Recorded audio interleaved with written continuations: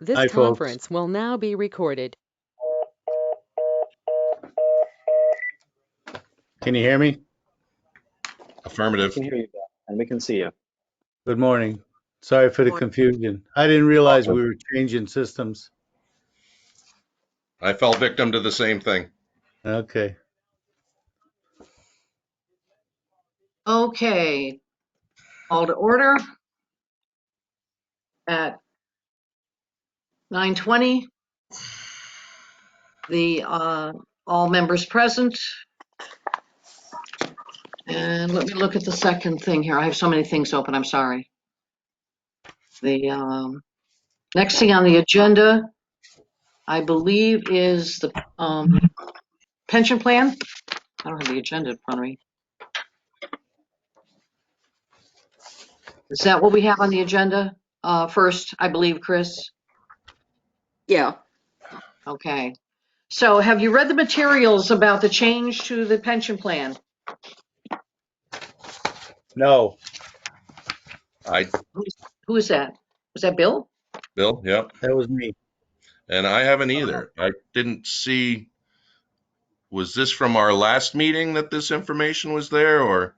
No, 'Cause I I thought didn't that see any information. I thought the information was sent out to you, but I can talk you through this. Because it is actually a very good change. Okay. So the change to, as a participant, let's see. I'll read it to you. It's from Cheryl. And it says, as a participant in the town of Ashford money purchase pension plan, we'd like you to be aware of the possible impending change to the plan. There are three major pieces to this. We will be utilizing the services of a record keeper to administer the employees' pension funds. Actually, I should have prefaced this with Cheryl has had to manage this. And there is a pretty high risk in her doing it. First of all, cannot make changes easily at all. The participants in the plan, she has to literally pull down spreadsheets and whatever to provide them with information. If they want to make a change to what is going on in their plan, she has to manage all of that. I would say at a very high level, this software, this new plan will allow people to do that themselves, which is very like certainly what I'm accustomed to in the corporate world. So anyway, the first one is we'll be utilizing the services of a record keeper to administer the employees' pension funds, which means that Cheryl will not need to do that. We will change investment advisors from DeMayo, Schneider and Associates, LLC, to Alpha Pension Group, Incorporated. We will convert the current money purchase pension plan to a 401A plan. We would continue to hold the funds at Schwab Bank. This conversion would allow the contribution from the town, currently 7%, to be changed during contract negotiations. That is, contract negotiations with the union. Collectively, which is very difficult to do now. Collectively, these changes will result in a conversion from a pooled product to a participant-directed product. This will allow each employee access to view their portion of the pension investment at any time via an online portal. They also offer educational web conferences are available for those who would like to learn more about investing. Employees who prefer to choose their own investments will have the option of managing their portion of the pension holdings. Richard Cawthorn from Alpha Pension Group will review our current pension statement of investment policy objectives and guidelines, last updated in June of 1998, and assist us with any changes that may be required to bring it up to date. At their meeting on January 27th, the attending AFSCME members voted to allow the town to go forward with this for their pension funds. Actually, they were quite enthusiastic. All fees will be taken from the pension funds as they are now. Fees will be clearly shown in each account. And there was some additional information. A couple of questions were posed, and here are the answers to that. Required minimum distributions would need to be taken at age 72, increased by the Secure Act, although there is a provision for people still working. They'll research that more. A 401A is solely for employer contributions, We currently offer a 457B through ICMA and could consider opening a 457 plan with a more broad range of investments. Again, this was very well received, I believe, first of all, by the union, and certainly everybody I've talked to in our office, the other employees who are invested in our current plan, were also enthusiastic. So I would like to see if we can get a motion to accept this. Gentlemen. I can't hear you. Bill. I'm sorry? I'm sorry, I was talking, but I was muted. Catherine, I'd like to research this a little more myself. It's, I we, thought that we you're not in were, the, you're not in the plan, right, Bill? I get statements of money that I have in that plan every year. All right, so it is important that we get this moved along because they need to start working on the conversion.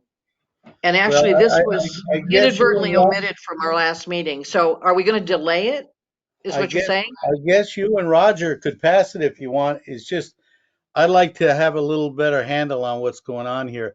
I thought that we were required annually to have a pension committee meeting.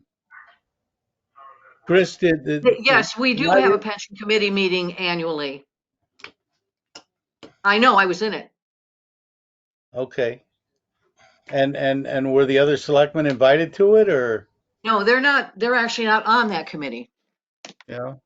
The people on the committee are the first selectman, the treasurer, and the union president. Okay. When we've had meetings in the past, I believe I've sat in on them, and I thought all the selectmen would. But No, um, if in fact, if you, when is our next budget meeting? our Pat? next, I'm sorry, you weren't on earlier. Tuesday, February Board of 16th. Selectmen meeting is, I'm sorry, what were you saying? It's I Tuesday, asked February when the 16th. next budget meeting was. When are we going to meet again on the budget? I think when we're going to meet to get again on the budget is going to be decided at this meeting. If you're talking about when the next Board of Selectmen meeting is, it is Tuesday the 16th. Yeah. Actually, I asked, and I didn't realize that we hadn't talked about, but when we anticipate having our next budget meeting. I assume your Did you hear anticipation. did you hear my answer? The Yes, you answer told me was our that next selectmen. we'll decide when we're having our next budget meeting at this meeting, Okay, based upon the outcome of this meeting. okay. Because I'd like to defer my final, and you guys can go ahead and vote on this, but I'd like to familiarize myself a little more with it. And I apologize if I haven't reviewed the paperwork yet as much as I should. But you and Roger can certainly go ahead and approve this. You have a majority, but I didn't anticipate taking a final action at this meeting on it. I'd be happy to do it at the next meeting, but I just need to do a little more background for myself. Okay, so it's on the agenda to take action, just so you know.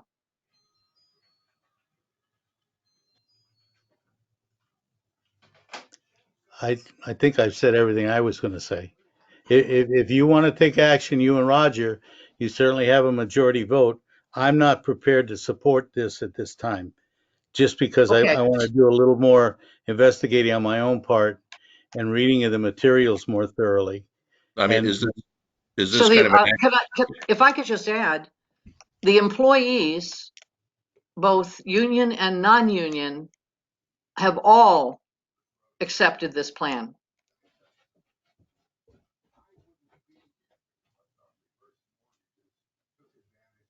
so Bill, is your concern as a participant in the program or is your concern as a selectman?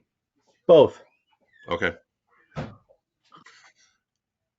And I don't necessarily say it's a concern, but I want to educate myself a little more of the implications and the differences between what we have in place and have had for a number of years and what this new proposal is.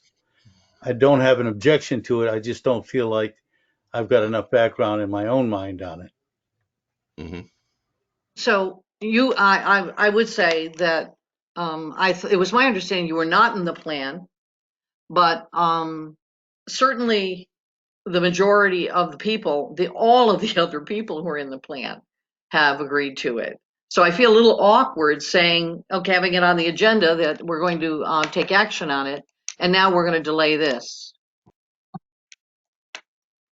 Roger, what's your pleasure? If I'm not in the plan, why do I get a statement with accruing amounts in my pension fund every year? I was told you were not in the plan, but that's okay. Again, I mean, when the It's, folks, it's, I mean, it's was this always, a simple majority vote in terms of to go on the plan or not? I mean, I don't. How was it structured? Or it was just structured, they had a union meeting yeah. where it was presented to them. Okay. And at that meeting, they voted to accept it. Then it was communicated out to all of the non-union employees, and basically they were polled, and they all accepted it. Okay, but Mr. Floody was not recognized as a participant or on that list, or Fine. I'm We not. can, I'm we not. I can, just no, want to. I understand what you're saying. I Yeah. understand what you're saying. There, actually, at the time, it was not, typically, it's the union that drives whether or not we accept it. The Okay. other was done almost as a courtesy. Okay. Again, this is my first time with this, but I worked very closely with Cheryl on it and Mhm. with Karen from the union. Okay, who are the people that typically make the decision? At Mhm. one point, it was something that wasn't even. I was told it wasn't even necessarily something we would need to bring before the rest of the selectmen. But I chose to do I, this. I, I, I, I disagree as far as I remember that, but again, I'd like to do That's some fine. research on Uh, it. then I am assuming we're going to defer it. I'll let the treasurer know, and she can Again, stop working with them. well, I mean, I just don't want to. The transformation of a pension can affect. I want to see that everybody had knowledge of it and had a say in it. Yep, they did. Okay. Except Mr. Folletti, who, if he's in the plan, he will make sure that he talks with Cheryl. He can get I his mean, answers, his I, questions. You can get your questions answered there. under normal circumstance, I would look to town council to give us some sort of a written opinion to see if he has any thought on that and where the authority lies um, on something that applies basically to the whole town, its employees, and our future plans for pension funds. It does not apply to the whole town. It applies to the employees, and the plan is paid for out of the plan, the employee's plan. It does not affect anything in the town. So it's not even really part of the town budget It, because it, it, No, it, it, it's not part of the town budget at all. does the okay. town not contribute to the pension fund? No. Yeah. Yes, we do contribute. I think we certainly have a part in that. We contribute on an annual basis. I believe it's funded solely by the town and on a volunteer basis if employees want to take advantage of it. No, I think it's kind of sort of the opposite, but I'll tell you what, if you want to defer it, we'll defer it. And like I said, Bill, I need you to get your questions answered by the treasurer. Okay, whatever your concerns are, and she can fill you in. Yeah, I would certainly not, because I think Roger needs background on this too. I would certainly not have any objection to a special meeting just for this to go these. And Okay. I would also like to see something from town council that says that the town is at arm's length from this thing, because that has never been my understanding. All right, are you done with it? Are we moving on to the next item on the agenda? So I need to put something in the minutes that says this is being deferred. Uh, That- you- like I said, I'm all with Bill in terms of having a quick special meeting on this just to discuss it.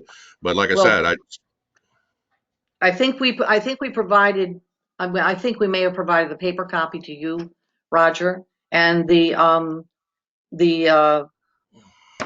information about the plan was sent to Bill through email by Cheryl. um, And it was sent out at the same time. It was sent out originally on Wednesday. It was sent out, let's see, it was sent out to the people who were, Cheryl sent it out to the people who are non-employee and non-union who are in the plan. the only I thing. have the email in front of me, and then she Okay. sent it, Chris sent it out to Bill. To include the information, or just, I mean, we just had the agenda, the meeting last Tuesday, and it was quickly added on as an agenda item. And even our last meeting, and we really at that point didn't have the information to discuss it then. This was sent out at, I I- forwarded the email to Catherine, Roger, and Bill at 6:08 last night. I sent out the 2 emails from Cheryl. I and forwarded the those other to you. information was sent out, some additional information. Let's see, it was sent out to the employees on February 3rd. And then what I had done was I ensured that a summary of the plan was provided to the non-union employees, because typically the decision is really driven by the union.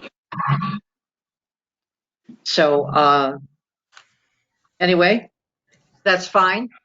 Yeah. We will put it, I'm gonna say we're gonna put it off until what, our next meeting, our next regular meeting? Or if you want to have a special meeting, that's fine. I mean, All right, the special I meeting will make understand the sure that urgency that came going on moving with this, but either meeting will have Cheryl present.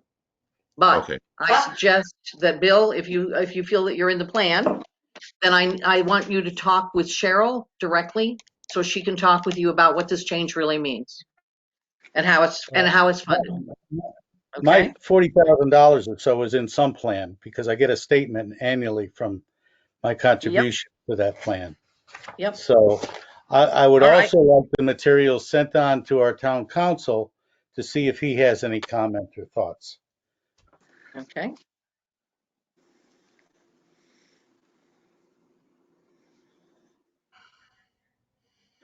And the first I heard about this was there was an addendum sheet to the agenda that we sent out, you folks sent out for our last selectmen's meeting Mhm. about discussions about the pension plan. I brought that up at the end of the meeting because the sheet said we were going to add it to the agenda. And I don't know if we added it to the agenda or not. I didn't quite understand, but that we would defer that for discussions to our next meeting. I did Which was not today. realize that the expectation was that we were going to take a final action on it. Okay. The reason we didn't cover it in the last meeting is I wanted to make sure that you had the information. So I that was appreciate something that. Cheryl wanted to add. Again, I've already got taken down.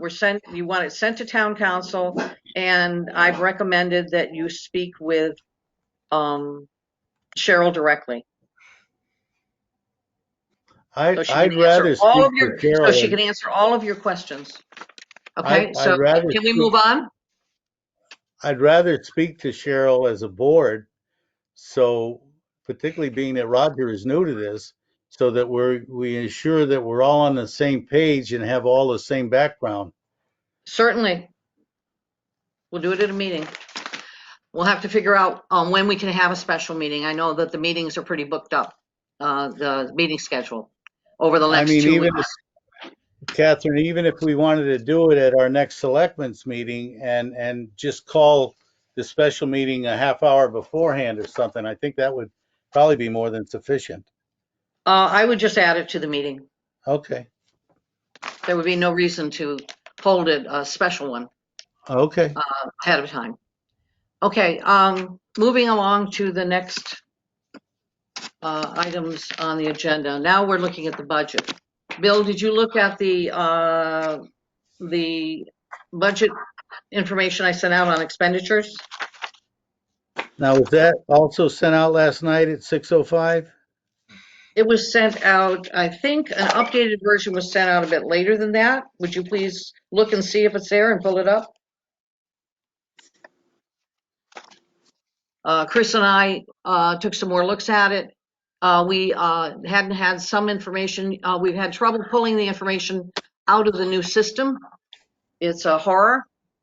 And the reporting is so bad that we couldn't really see what we needed to see. And so there was double entry done on the old system so that Cheryl could get the kind of report that we typically get. And we worked with that. I dropped that into, she had sent something to me in Excel.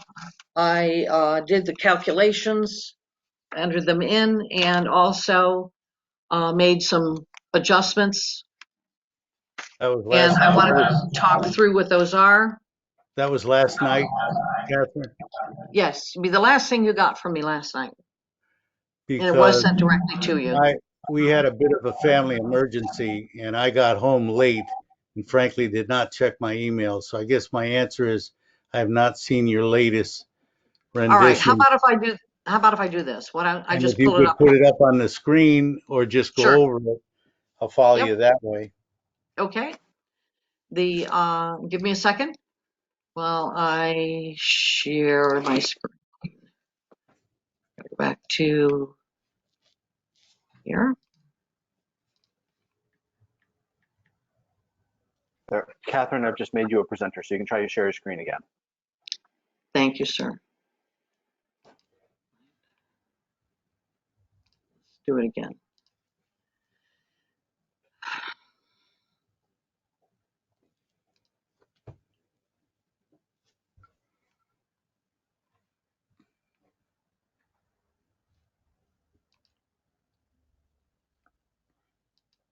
Can you see my screen? Can you see a spreadsheet? No. No, Not yet? No. Okay. Do you have more than one screen up, Catherine? Yes, I'm flipping to the other screen. Okay. It says share your entire screen, right? And Right. it's not, and you have, it says that it's turned off. It's got the line through it. So are you sure that you've given me? Click it again. Click the share screen. Okay. Choose what you'd like to share, and it will not allow me to share.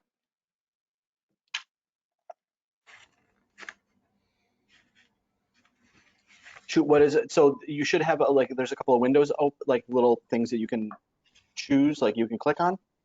Can you click the screen and then is there like an OK or another share button? This is what I see on my screen. I have when we're in the meeting, I see there's a little button down below and it says screen. And I would go to that and it's got a line through it. And it says share your screen. And what comes up is a share your screen page, little page. And it says app GoToMeeting wants to share the contents of your screen. Choose what you'd like to share.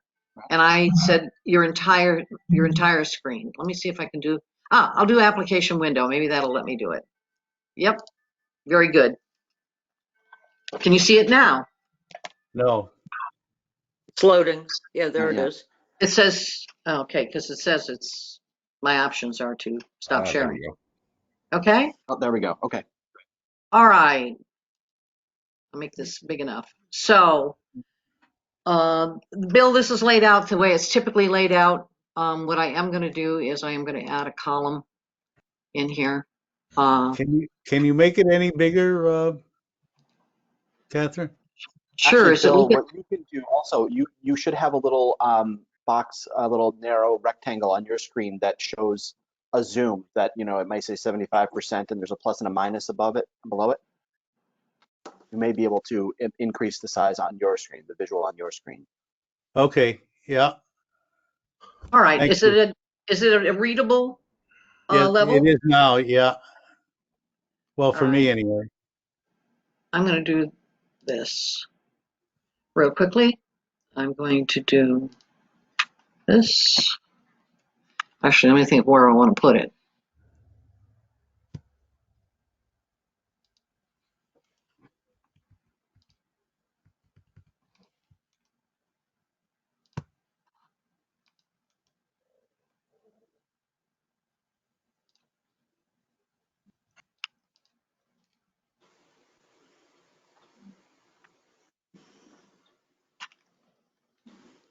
Bear with me just a second.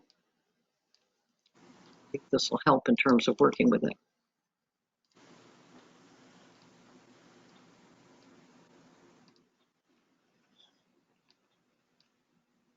This conference will now be recorded.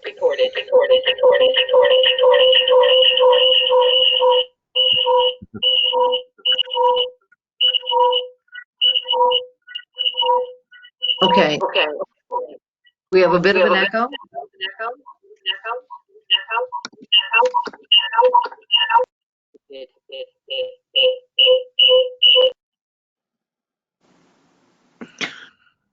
That was on Bill's end. I have two Bill Follettis on the screen. So we have an echo. Bill, are you still on? He's still there. I I've see. muted him. And that's what we were having some. All right, Bill, I'm going to get rid of one of you, and hopefully it'll be well. Okay.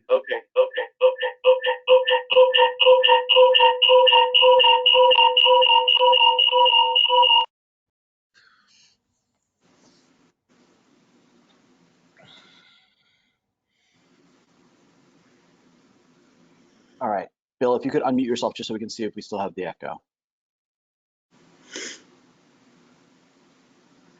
Okay, that's better. Great. Okay, I'll fix. Go ahead, Catherine. Thank you. All right. So what we have here, we have the previous year. Let's see, 2019 budget, the actuals for that year, the 2020-21 budget numbers, and the department request. Okay, and what I've done is I've created another column for, and I've just put the same numbers in that are there for the department request. What I have done is I'm going to highlight these two columns. Let's do it this way.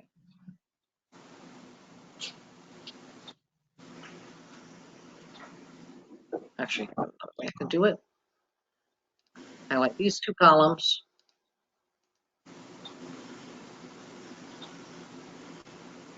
Okay, which is what we're working with. And then this one will be, I'm going to treat it this way, Board of Selectmen approved, okay?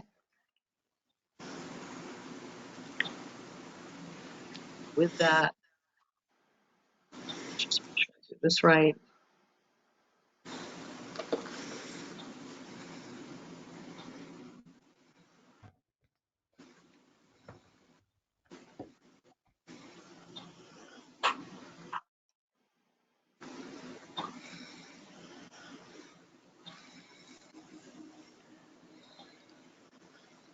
Okay.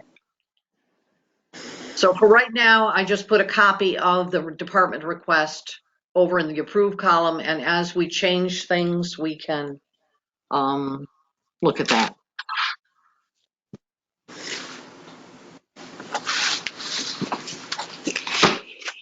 Okay, I will probably add another column. Okay, so we'll start with the first selectman budget. And going through this, we have, let's see, we have an increase, looking at these differences. We have an increase here, this proposed. We have the total increase in that department is 6,985, and you can see in terms of the amount of difference between these 2 years. And that's a 4.3% in that particular department budget. Okay. When we look at the whole thing, we can talk about this department. You want to? I put a couple of other notes in here. This increase for the 3,500 includes a $30 a month increase in the postage meter lease. So wherever I had what I felt was pertinent information, I put it in here for you. Okay. Any conversation about this one? No, my preference would be just, Catherine, for you to go through the whole budget in that. And then if we see Okay. it, I'd like to see the bottom lines. Okay. Good. No, All as proposed. right. Okay. And this is a working session. This is not just me. This is all of us looking at this. And if there are adjustments that need to be made, we're all working on that. Well, So, I understand that, and I appreciate you putting this together, but from my own personal feeling, I'd like to see your overview of everything, go to I'm bottom taking you line. through that. I am taking you through that. Okay. Okay. So town council, let's see, just a comment in here on the legal and engineering. There's 13,000 of this. There's 13,000 a year that we pay for NECOG's regional engineer. All right, so just a comment about it. But as far as our legal and engineering, we have reduced that, and we're now in that piece. And the bottom line on this one is a $2,000 decrease. So everything that's in red with the parens around them are decreases. Information technology. On this one, we need to replace a server. It's 7 years old. So that's what the increase is for there. And the overall increase in that department is $4,442. The going down to Knowlton Hall operations, we have one of the situations that we have is we had an employee who is no longer a part-time employee who was paid $12 an hour and did cleaning in the Knowlton Hall. And in his case, well, we don't no longer have that employee. So this is looking at picking up cleaning service from someplace else for Knowlton. And this includes the Willie Waste stuff from there, Otis, Orkin, and this says we added the cleaning service for the hall, the kitchen, foyer. I'm sorry, the kitchen, the foyer, and the bathrooms. This used to be under a different account because it was that employee. So this is now we're looking at it as under contracted services. Catherine, at one point, I believe we had discussed the company that presently does our town office building, Yep. picking up, cleaning Knowlton Hall, the first floor area. Is Yeah, that and also is that what's yeah. being done now, or have we had discussions with them about what the cost? We haven't had a discussion with them about that yet. We did an estimate on what we thought those fees would be. Okay. This actually came up yesterday, if you will. So we didn't get the information out of the system that we needed until Wednesday early evening. So in this particular case, I'll have a conversation with them. I'm sure that we can work out a pretty good arrangement with them. They've been very good. They haven't raised their rates for us in 15 years. Well, and what I've seen, they've done an excellent job over there. Yep. Who's actually cleaning the restrooms there? I know we haven't been open to the public, but No one. who's that? Nobody's doing cleaning now? Okay. No one is cleaning these areas. Okay. Except that I can tell you that the library has taken it upon themselves. They do quite the cleaning where they are. They take care of their own, and they do right down the stairs. I don't believe they do the foyer or anything like that. What we did do is for the election, even though we didn't have the public using the restrooms, the Public Works went in and cleaned the 2 restrooms down there and made sure it was clean in the hall and the kitchen. Okay. Okay, and then I went and inspected because they don't do quite the job that the cleaning services do. We Yeah. had to have the people who were managing the election needed to have bathroom access. Up in the library, the employees in the library clean their own bathroom, and they like managing it that way. Okay, so moving down here to town office building operations and maintenance. There, this 1250. I'm sorry, the increase of 1250 is to replace the rotted boards and the fascia on the lower level parking lot entrance back door to the stairwell as well. I don't know if you've noticed, but it's been rotted for some time. I think there was some kind of a sad attempt to do some kind of fixing and they just patched it over, but it's literally rotting the wood. And so Bill, have you seen that No, when I you come in haven't. the bottom of the door? I haven't noticed that. No. No. Actually, I had somebody from the public approach me about that a year ago. Okay, this other increase, the 1,500 is in the telephone services, and that's the voiceover service. We weren't being charged for what we get, and Charter picked up on it and said, "Hey, wait a minute, you need to pay for that." So this other one with the contracted service, that was under switching the alarms to the fire department. There's no increase there. It was just, Chris, can you tell me? I can't remember which alarms have already been switched to Fire Equipment Incorporated. We've already switched over Knowlton Hall and the senior center. We Yep. have to have somebody from fire equipment come down to reprogram the firehouse and the town office building before we could switch those over, but those are still going to TN. Knowlton Hall and the senior center are going to the new service in East Hartford, out of East Hartford. And that's just an information update. There's no change in what we've already budgeted around our, bear with me, our contracted services there. So going forward to maintenance Quick of town question. property. Quick Yep. question, if I may. I mean, I'm Yep. looking at the fuel costs, and all our fuel oil prices seem to be declining, but our gasoline and diesel prices seem to be going up. Is that optimism? I mean, we had budgeted previously 9,000. We spent 8,800. Now we're only budgeting 7,600 with prices going up. Is that kind of realistic? Those figures, the figures are based on, we work with the school with Dime Oil as far as the fuel oil is concerned. And they Okay. send us, because of the quantity we buy, they send us a price per gallon. And the figures that are entered are based on what they sent us this year for price per gallon. And is that a guaranteed price? I mean, I just went and bought gas this morning and I'm kind of was a little alarmed. We Yes, lock it in. our fuel Okay. oil is a guaranteed price.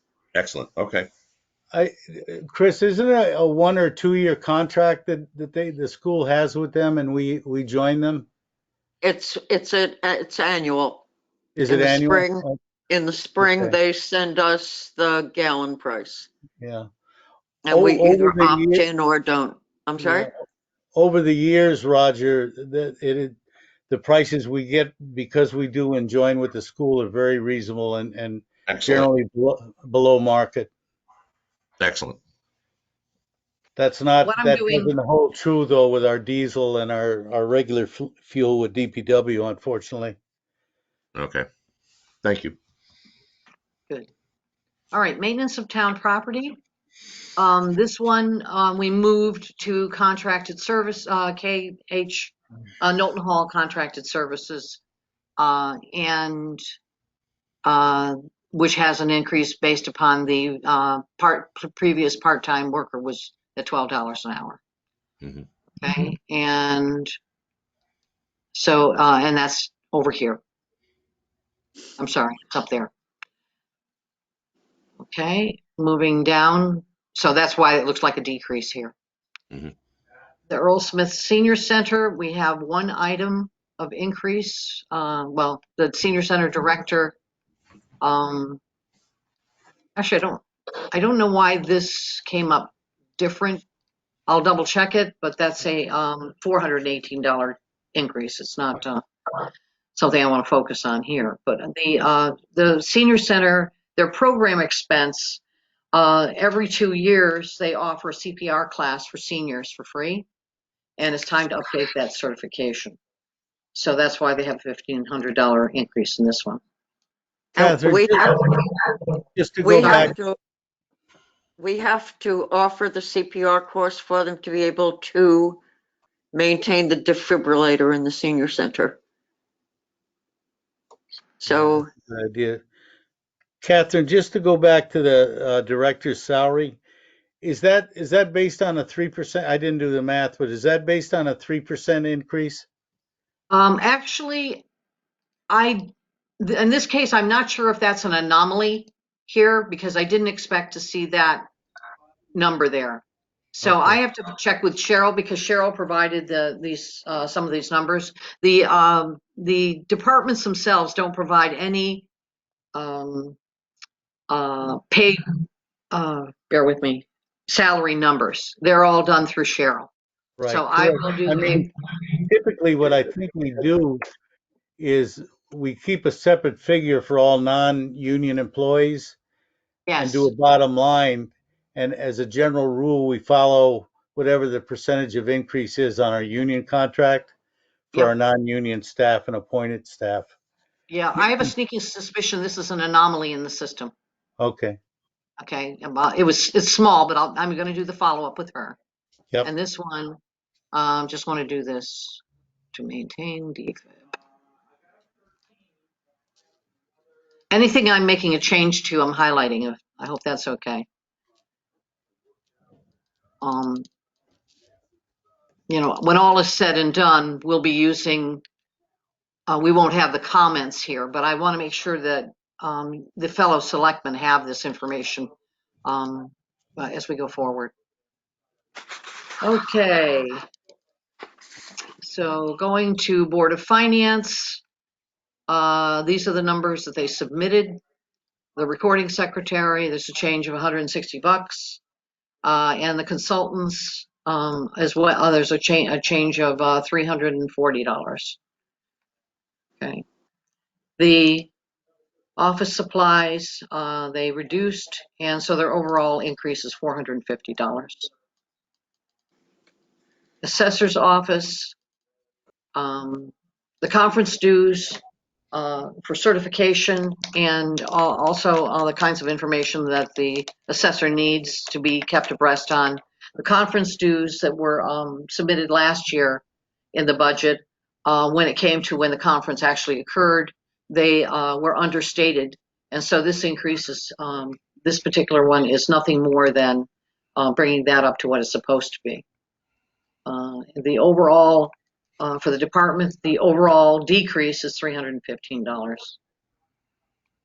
Board of Assessment Appeals, their decrease is $540. And let me get my mouse working right here. The tax collector, a $10 decrease. Okay. Finance department has a this financial other professional and technical services. The increase is basically around the new system, and she had an original request of $3,500 for the IT support, and then we talked, and she realized that the company doesn't really offer training when you change years. In other words, when you go from one fiscal year to another, actually one reporting year to another. And so when we talk about doing the 3500s, the W-2s, all of that, there's going to be additional training that we feel is going to be needed there.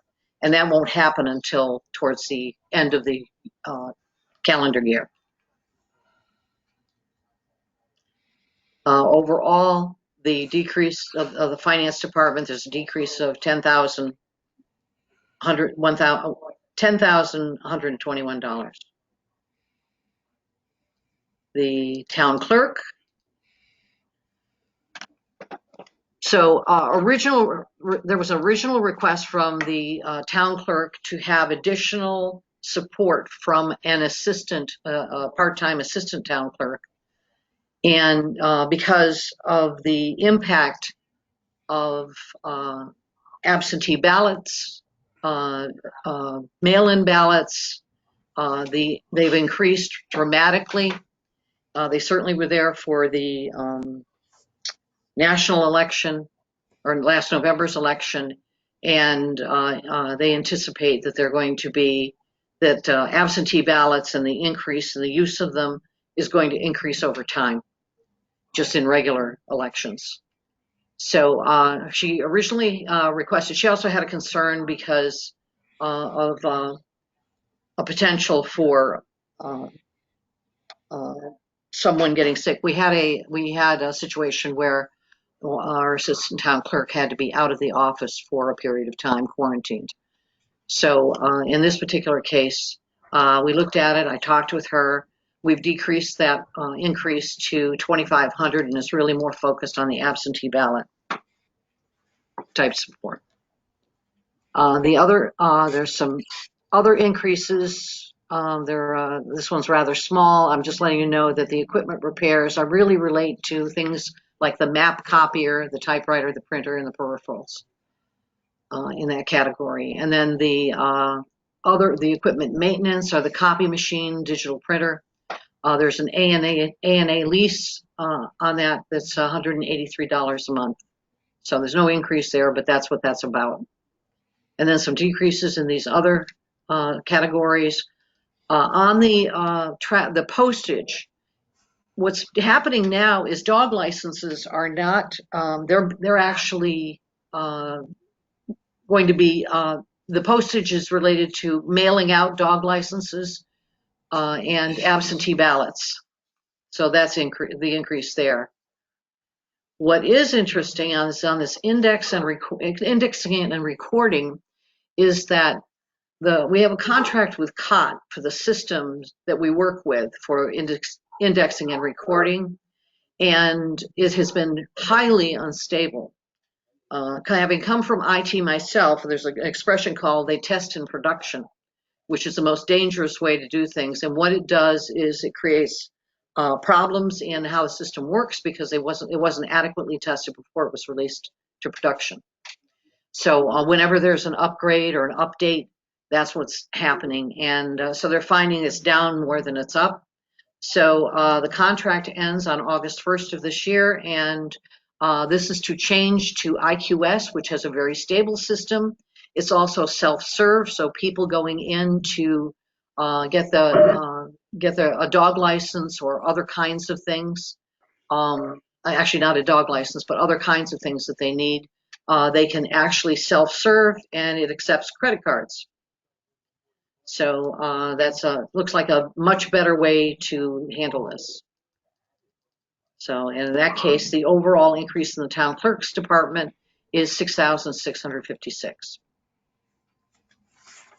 Election expense, there's the increase is $3,082. Overall, that's what was submitted. I didn't challenge anything in here because they know what their expenses are. Yeah, Catherine, I'm with regards to the absentee ballots with the town clerk and our election expenses, are there any figures in those figures that we could attribute specifically as a result of the COVID situation we're in? I don't know, because I don't know how many people are able to. I would say that people are reluctant. There are many people who are reluctant to come and vote in person because they are concerned about COVID. They have underlying conditions, and Yeah, that would be exacerbated if they got COVID. yeah, no, I understand that. That's really not my question. I'm wondering, Yep, are there any built-in costs in either the town clerk's budget or the election budget that are increased or anticipate to increase just because of COVID? And if there were, my thought is that eligible for reimbursement from the state or the feds? I will talk with her about that. She's pretty, Sherry is very up to date Yeah. on those types of things. She has not mentioned that. We've talked about absentee ballots quite a bit. We've talked about the fact that they've gone from, you might have what, 90 maybe, and they've gone to, like 1,000. And the thing is that you have to get the forms printed and all of that for that. Yeah.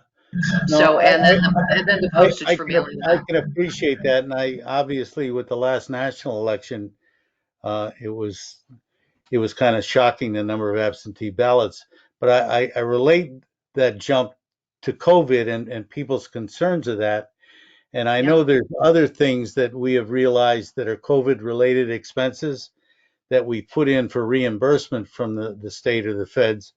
And I'm Right. just curious if there's any of those, any portions of either of those two budgets in particular that would be attributable to that and possibly eligible for reimbursement.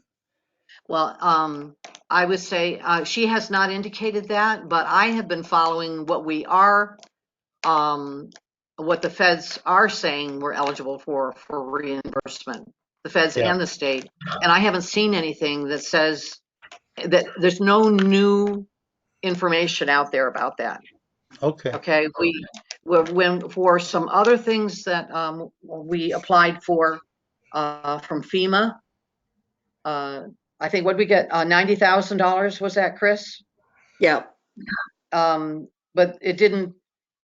There's nothing I've seen that's come out about that recently. So I do attend the DMHS meetings. I do and the NECOG meetings and all of that, and I haven't seen anything come out of there. Okay. And also I talk with um, Eastern Highlands as well. So, but you know what? I will do a specific question to her here. Where is she? Back up to this one.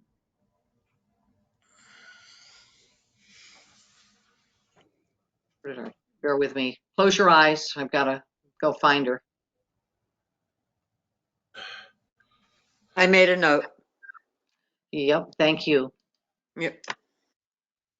I'm going to do this.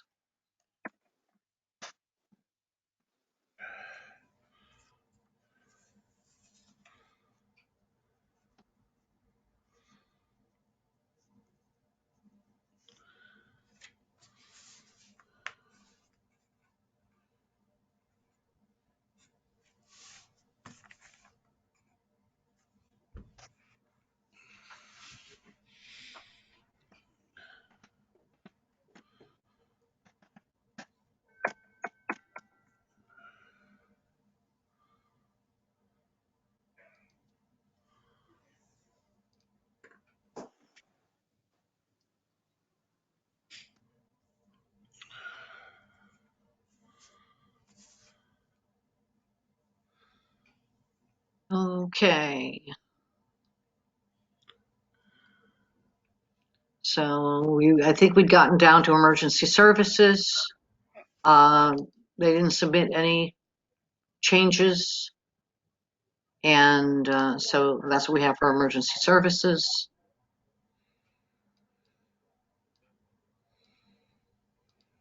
Public Works, no significant change. I see a doubling of overtime. Are we expecting a lot more overtime? A doubling? Oh, you mean, Yeah, I'm looking, considering here? yeah, I'm looking at, Yeah, I we see what you're budgeted, saying. yep, That was what the budget was that they had for this current year. And they put in for the same. So I'll do a double check with them. yep, That was what, they submitted.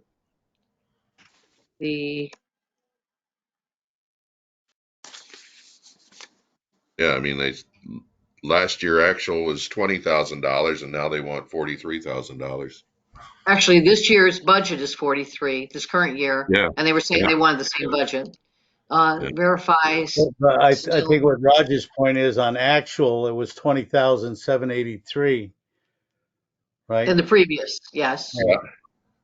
And we had budgeted 21 previous, and now suddenly it's up to 43. Does that 43 include the transfer station when the Uh, public works guys have to fill in? I Yeah, Because don't, that's overtime for them. I don't yes, know, but it I'd like to does. talk about that.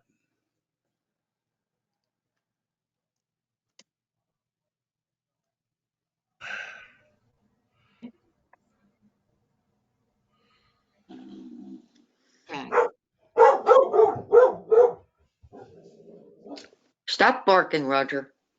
all right, I'll just That's sit here and Linda. whimper. Okay. Okay, roads and bridges, bridge maintenance, 1,000, tree removal, 3,000. Let me just make this. And salt and ice control, 2,000. Total of 6,000 there. Nothing here, no change here. Maintenance of equipment, no change there. And the total public works increase is $6,000. 9%, What's that in a percentage? 9.9%. 0.9? Okay. Yeah.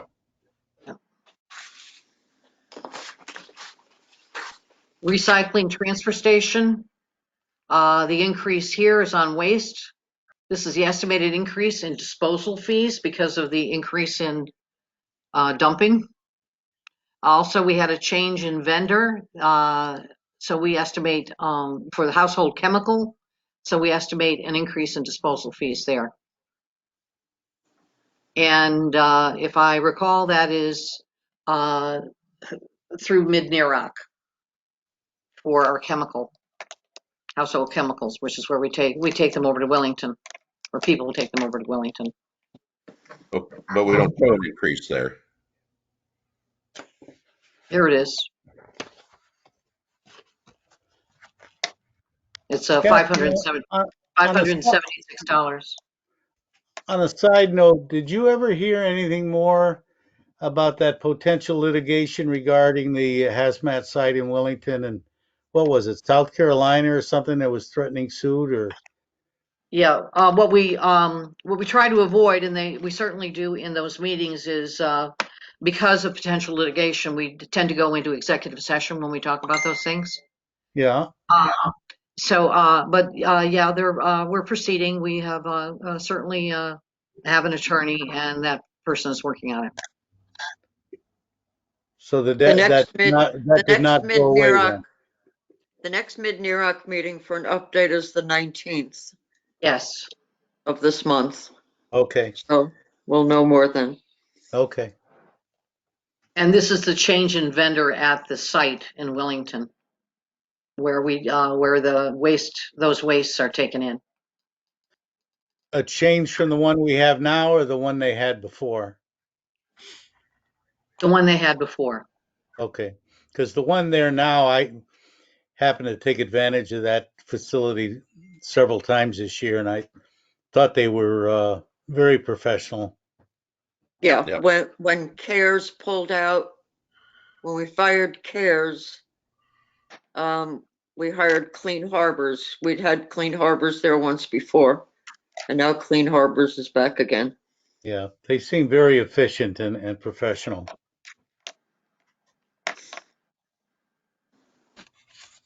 Contributions to area agencies, we have, I've noted the ones that we haven't received requests from.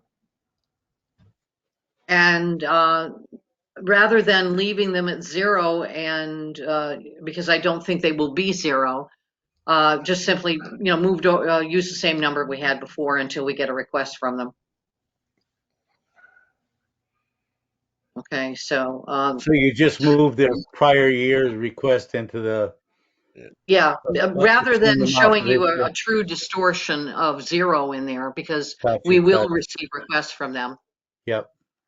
Okay, so I'm letting you know which ones we didn't get a request from. Did we get any new ones? No, Good. not that I'm aware of.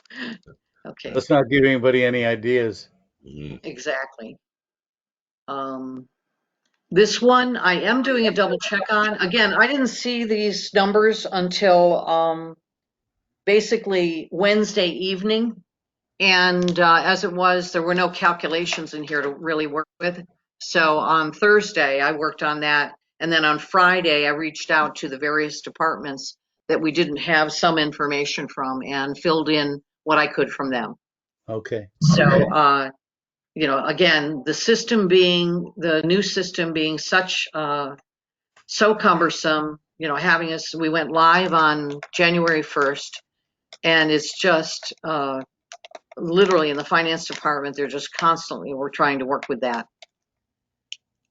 So Is there a light at the end of the tunnel? I mean, I assume what I've seen the products coming out of there, and I've seen minimal that the finished products seem nice, but I mean, are we assuming that everybody's going to have a handle on that in the near future, Catherine, or? well, what's happened is the way the contract was written, it was written essentially that, for example, the CEO here can't reach out to that company to complain. I've heard numerous complaints from the finance department every day. And I've observed the About the training system? about the system, yes. Okay. It was really, in a sense, driven by the school, because the way that we were able to get the system for both entities was that it was really the lead-in entity was really the school. So I believe the contract was signed by Dr. Longo, and that the only people who are able to actually reach out to that company to complain about whatever or to get additional training or whatever. It's a 75-page contract, I think 78-page contract, is our Cheryl and Laura in our finance department and two people in the school's finance department. So, certainly when I heard about the struggles and everything, and the fact that they were having difficulty even with the training, because training was oriented, at first, I guess it was oriented to features that the town wouldn't use, but the school would. But the town employee, the finance department had to sit through some of that training, period. And finally, they changed the training around so it was more oriented to the two different departments, and then did kind of switching off 1 week with one department and 1 week with another department. And what's sad is you really can't, the training is so intense, it's an all-day training thing each week. That's what it was. Now I think it's more along the lines of, hey, we're having a problem setting this up, or we're having, a problem getting this out of it. And so there's quite a bit of time still being spent with it. The reports are really ugly. I think that over time, our finance department will learn more about how to make those reports more palatable. But if you can, I think I might have shown both of you at one time when each of you were in the office, what the base report was that I got that is for the very kind of report we're looking at right now. And it had 2 lines for every item. And the first line was the account number, and the second line was this column B label. It made it very, very hard to read. It wasn't spaced well. It's something that I'm assuming that over time we'll be able to alter ourselves. But right now, that we're trying to make sure we have information in the system that needs to be there, and able to conduct business through the system. So the last thing that we're looking at is what the format of the reports are, other than we know they're ugly. So one thing Cheryl had done, and it is a good thing to do, it's just been extremely time consuming, is when she was entering information into the new system to get it set up, she also, and any other information, for example, this budget information, she entered it into the old system as well. So she can do kind of a parallel system check to make sure that she's getting the same results out of the new system as out of the old system. And so there's just been an inordinate amount of work. It's highly stressful, been highly stressful for that department. And I know that Cheryl's there quite late at night working with it. So again, so Catherine, I don't remember seeing that report, but if you could put a copy in my box, I'd like to sure take a will. look at. Yep, it's very hard to follow. It's just there are ways to do things and ways to do things. At least with this, we've got a single line per item, Yeah, and I don't even know that she can pull. What she can do with the old system is she is able to pull the data out and drop it into Excel for me. Okay. However, when even the old system, it doesn't have any of these subtotals. It just has hard numbers. It's as if you got a printed report with no calculations in it, nothing you can work with. So even to work with this, I had to go in and put all the subtotal calculations in and then add some, the columns and do this and that with it. And even doing the grand totals and things like that. So that's that's certainly not the way that whole system was pitched to us. And I hope well, it this is figures the out. old. Again, I got the old systems report. This is from Yeah. the old system, and I had to do that. So, so the new system, I'm hoping, can drop things into Excel for us to use as a workbook, and massage is appropriate when we're doing planning. Do you have a general feeling on how the school feels about that system? They're complaining as well. They Now, one are. of the things they're going to have to do is they're going to cut over to doing payroll through the new system in July, I think. And Aren't we already doing that though? I think we're doing it Yeah. through Yes, our, we're I doing we're know, doing it through the payroll new, and I know our paychecks yeah, and everything are a whole new format. exactly. So yeah, the process, even the approval process on POs and things like that, it's a bit different. Yeah. And and again, it went live January 1st, and the work that would have occurred in our current system related to the budget and everything really couldn't happen during December because the training was so intense coming Yeah. up to the wire. And I know Cheryl hasn't taken time off. Um, Certainly that she needs it. It's this has been quite the experience. So just so you know, so the information that we got even into this, we didn't get until Wednesday early evening because she could not get it out of the new system in the way that we needed it. Hmm. So you'll have to bear with me as I go through these things because when we found there were any gaps in terms of any numbers that had not been provided to her, it was kind of like doing a follow-up with those various individuals as best we could. So, and we have such a tight timeline here to get this right. So I'm enlisting your support to help us get through this and make sure we come up with good numbers. And I welcome the things that you're questioning, just so you know. All right. So going down here, Commission on Aging, no change in that expense. None was submitted, but I am assuming there is no change in that. That too, their actual was 302 for that previous calendar year. So this one, I'll do another check.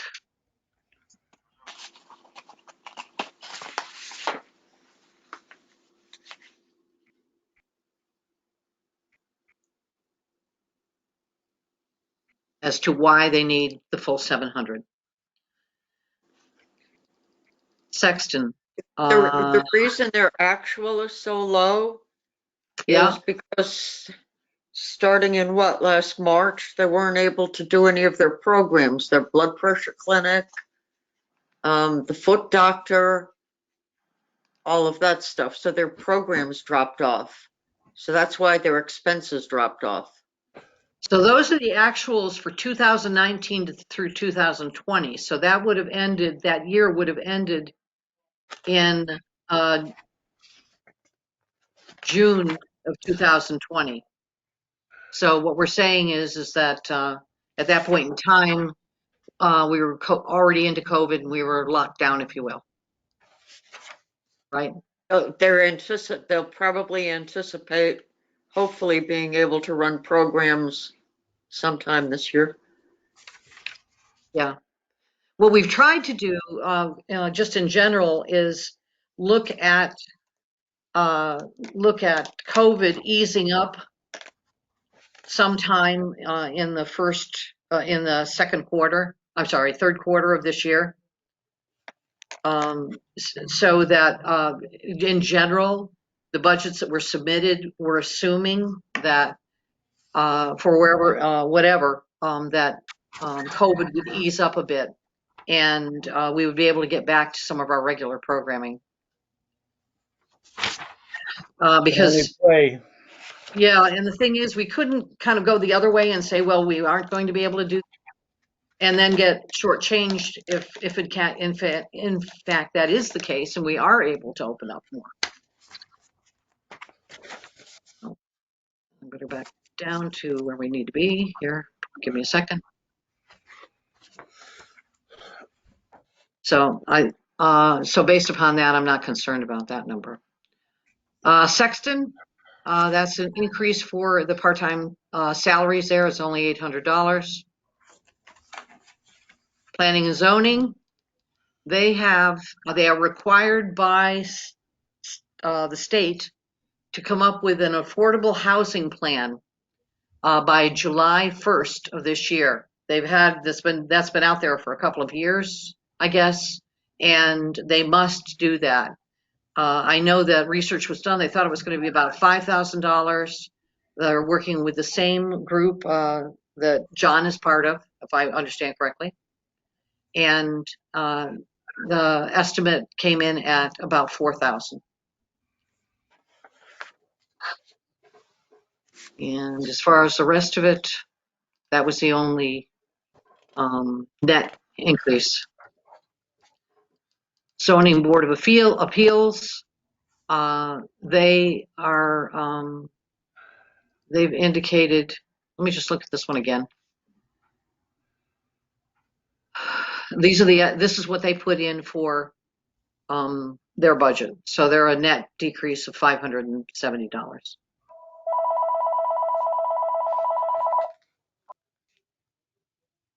Inland wetlands, they have an increase in their professional technical services and their dues. So their increase is $1,700. Conservation Commission, they were able to reduce by $225.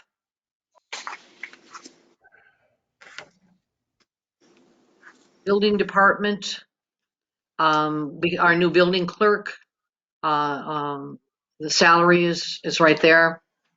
This does not include any kind of increase in salaries when you see these right here. This is she is a union employee, so her starting salary is here, and then they were able to reduce in some other areas as well. So the overall reduction was almost $15,000, which is very good. Economic development. I actually don't think we received a budget from them. So I put in the same numbers, or we put in the same numbers. I know their chairman is going through some health issues, so that may be part of the reason why they haven't got anything to you, Catherine. Okay. So on this one, the water pollution control, this authority still exists, and originally we got zeros in here, and we added back in $20 in funding because the authority still exists. And I believe that, Chris, this one, we actually think maybe will become more active at some point in time.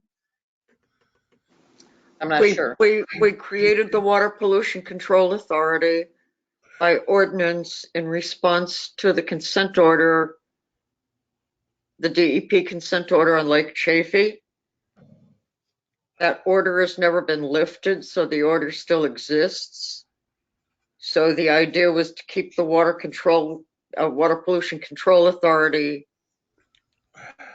semi-active. I don't even think we ever reappointed members, but we may need them again. So I thought it was a good idea to keep them in the budget with the $5. I agree. No. If you need money, I'll pay for it. Thank you. We'll take it out of Roger's salary. That's fine. Okay, Ashford Historical Properties, nothing in here. The Ashford Board of Education, we don't have a figure for. So I've actually highlighted that in yellow over here so that in terms of the difference, so that you would see that it's really at 0 right now. It's not going to show up in our overall total because we'll just be looking at general government. Those are the biggies. I'm sorry? I said those are the biggies. Yes. Region 19, I'm hoping, it's my understanding they're going to come in, our portion will be less this year. I just don't know how much less. I have had a conversation with the superintendent, and they're still working through what they have. I have their schedule for their budget, and their budget review meeting is on the 23rd, which is the same night that we're presenting to the Board of Finance. And then No, they're gonna have, What date was No. that again? I thought you're presenting, aren't you presenting to the Board of Finance on the 19th? oh, I'm sorry, I got the dates mixed up. That's the day of our election. Yes, the 19th, sorry. So we won't have that information at that point in time. Let's just say the Board of Finance won't have it. Did we ask Chuck at our capital improvements meeting to consider extending that period for us? Or am I thinking of something else, Catherine? What I asked was about capital improvements, extending the timeline for that, but he spoke, I think he was trying to speak to this as well. Personally, I would prefer that we had more time with this. But we're marching to the dates that we were provided with. And I think he's very much trying to keep on track with what would be a normal schedule. I think, I know that the Board of Finance is concerned about, they want a referendum on this so that it's not something where the Board of Finance is having to make the final decision on what the budget is. They're very uncomfortable with it, and I can understand why. So he's just trying to march to the regular schedule. And I think also with that schedule, Chris, you could correct me if I'm wrong, that he's marching to the schedule of having the referendum on May 4th, which is a normal date, which is also when Region 19 has a referendum. So we always like to do those at the same time because it saves us on cost. And last year that didn't work out, right? Right, it didn't work out, and I'm not sure how it's going to work out this year. I know that, but that's what we're marching to. Okay. Okay, we have the updates here for the employee benefits. The increase being, let's see, the initial estimate on our health insurance from the vendor is a 10% rate increase. We'll see where that goes, but right now it's at 10%. I mean, as you're probably aware, well, Roger wouldn't be, but they typically come in high and then we're able to tone that down quite a bit. I hope that's the case here. Yeah. Okay. Of course, the big number Also, there is the school. and I'm trying to remember where it's included, but we have, one of the things that's come up recently, we met with Kerma about our workers' comp and our liability. And what we have had was a free policy for cybersecurity. And the policy was a $1 million policy with a $100,000 deductible. About 3 years ago, Cheryl Baker led the charge in getting our systems properly set up for backup and recovery and cybersecurity threats. And she worked with Savage Systems, if I recall, and that's who we continue to work with.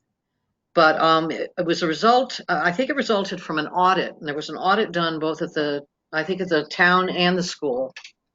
And the school never really beefed up what they have. It's my understanding they may not have adequate backup, and there may be some work that's being done on single computers that doesn't really get anywhere else. I mean, it's just on that person's computer.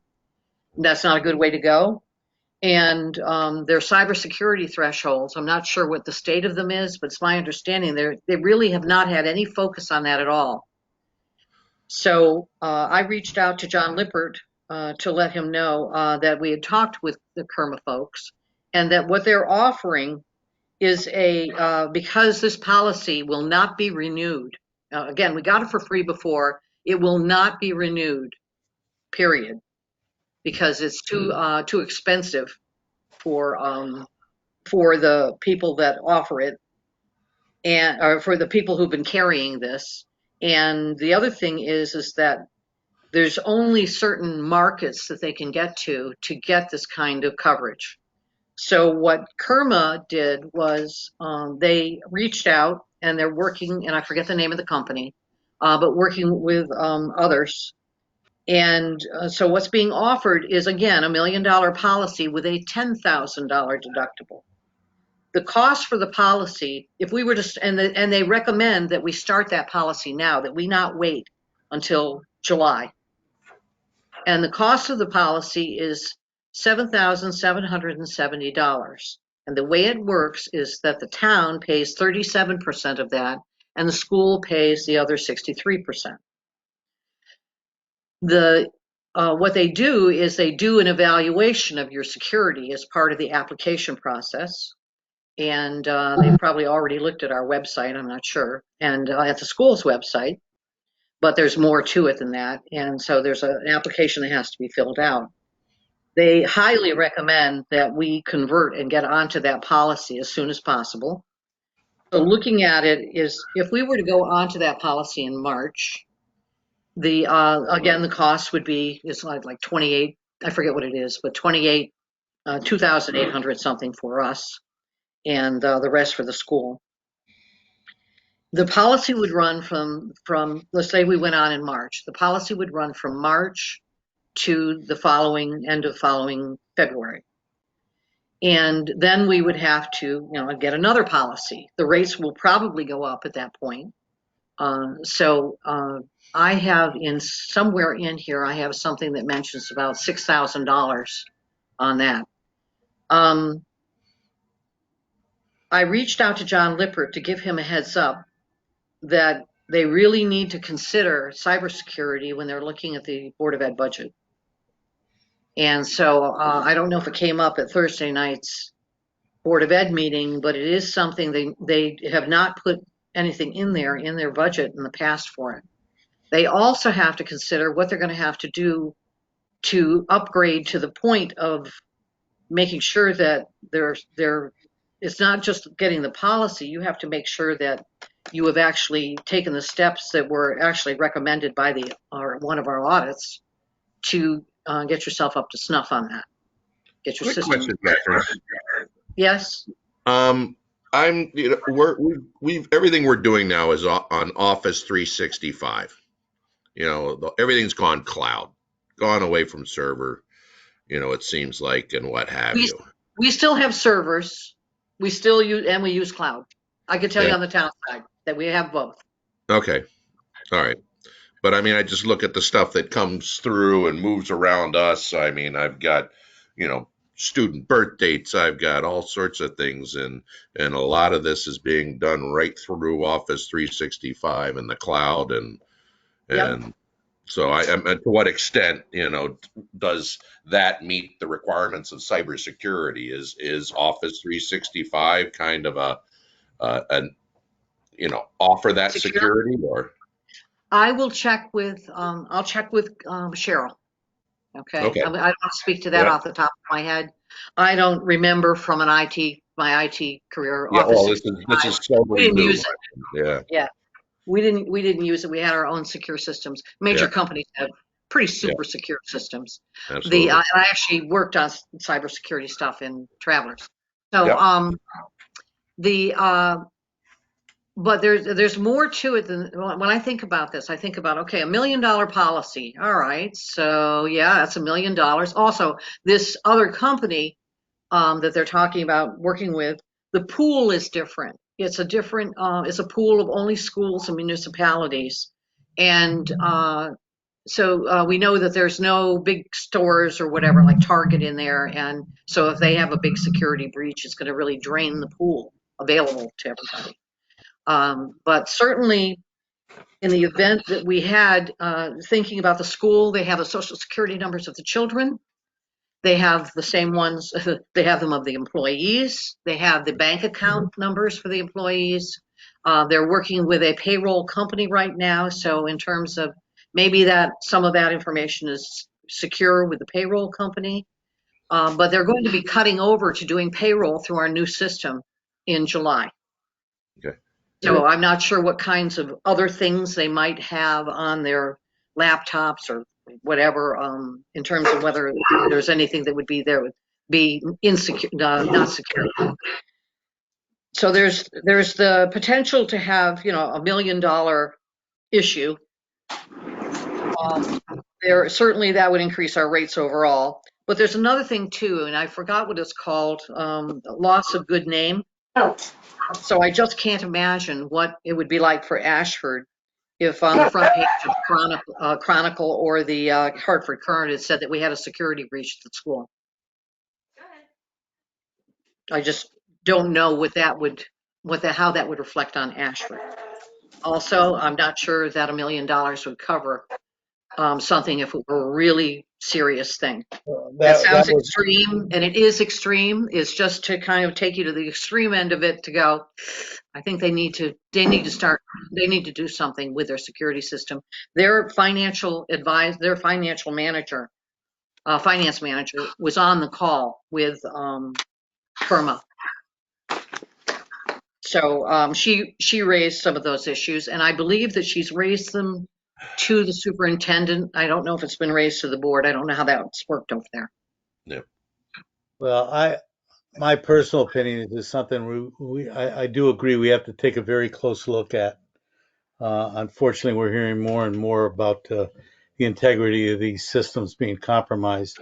And Yep. I'm wondering, Catherine, I guess I have some of the same concern that you do about the $1 million. How do we have any idea how it incrementally increases if we were to consider doubling or tripling that, or It was not offered. it's not, that's the limit? Well, let's put it this Limit? way. I think maybe it wasn't offered because before we had $1 million in coverage. What I will do is I'll ask about it. The thing is where, you have to look at the likelihood of it happening. You have to understand what isn't secure. The school needs to do the same kind of effort that Cheryl put in they need to work, and she can give them good contacts to work with on this. But they need to look at that, and they need to budget for it. And I think that and I also talked with Chuck Funk about this very thing, and he feels the same way. So I know the board of finance will be looking at their budget to see if that's in there. I almost think that we ought to recommend or suggest a subcommittee to take a look at that and report both to the Board of Selectmen and the Board of Ed. Because there's a potential there of it being a very serious situation. Yeah.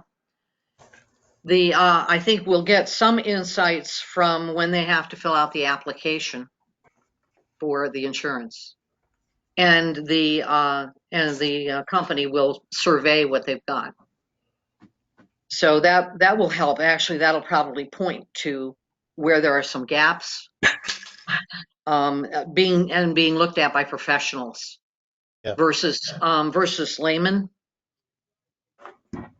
But certainly the finance manager, I really like her. We kind of double teamed the people that were presenting this information, and she asked very, very pointed questions. Yeah. And she said, I need, I think she said that I need for the Board of Ed to recognize this is a significant concern. So she's not just yelling fire. It's, she recognizes it. Yep. Okay. So anyway, what I wanted to convey to you is that, here's where it is: cyber general liability may need to add $6,000 cyber insurance for a year 2 policy. So when I described, if we were to go with this in March, and I would recommend that we do this, is pay the 2,800 plus a little over 2,800, get the policy in place in March, and then what would happen is the annual renewal will be in the following March. So we need to plan not only for paying out of this year's budget, but also paying out of next year's budget. So when I looked at that and I was thinking about what the rates could go up to, they have no way to predict it right now, but I estimated that we may need to add $6,000 in our cost, town costs, to this one, which hopefully is not an underestimate. Didn't you say earlier, though, Catherine, maybe I misunderstood, that the anticipated combined cost was about 7,000 and that our share would be 37% or something? Right, and I'm assuming that the rates they're increasing as we speak. Okay, so I'm assuming that the rates are going to increase rather dramatically. Okay. This is part of the reason why they're not offering the policy for free anymore, is because they're seeing that there's so much of this going on and the rates are going up all the way around.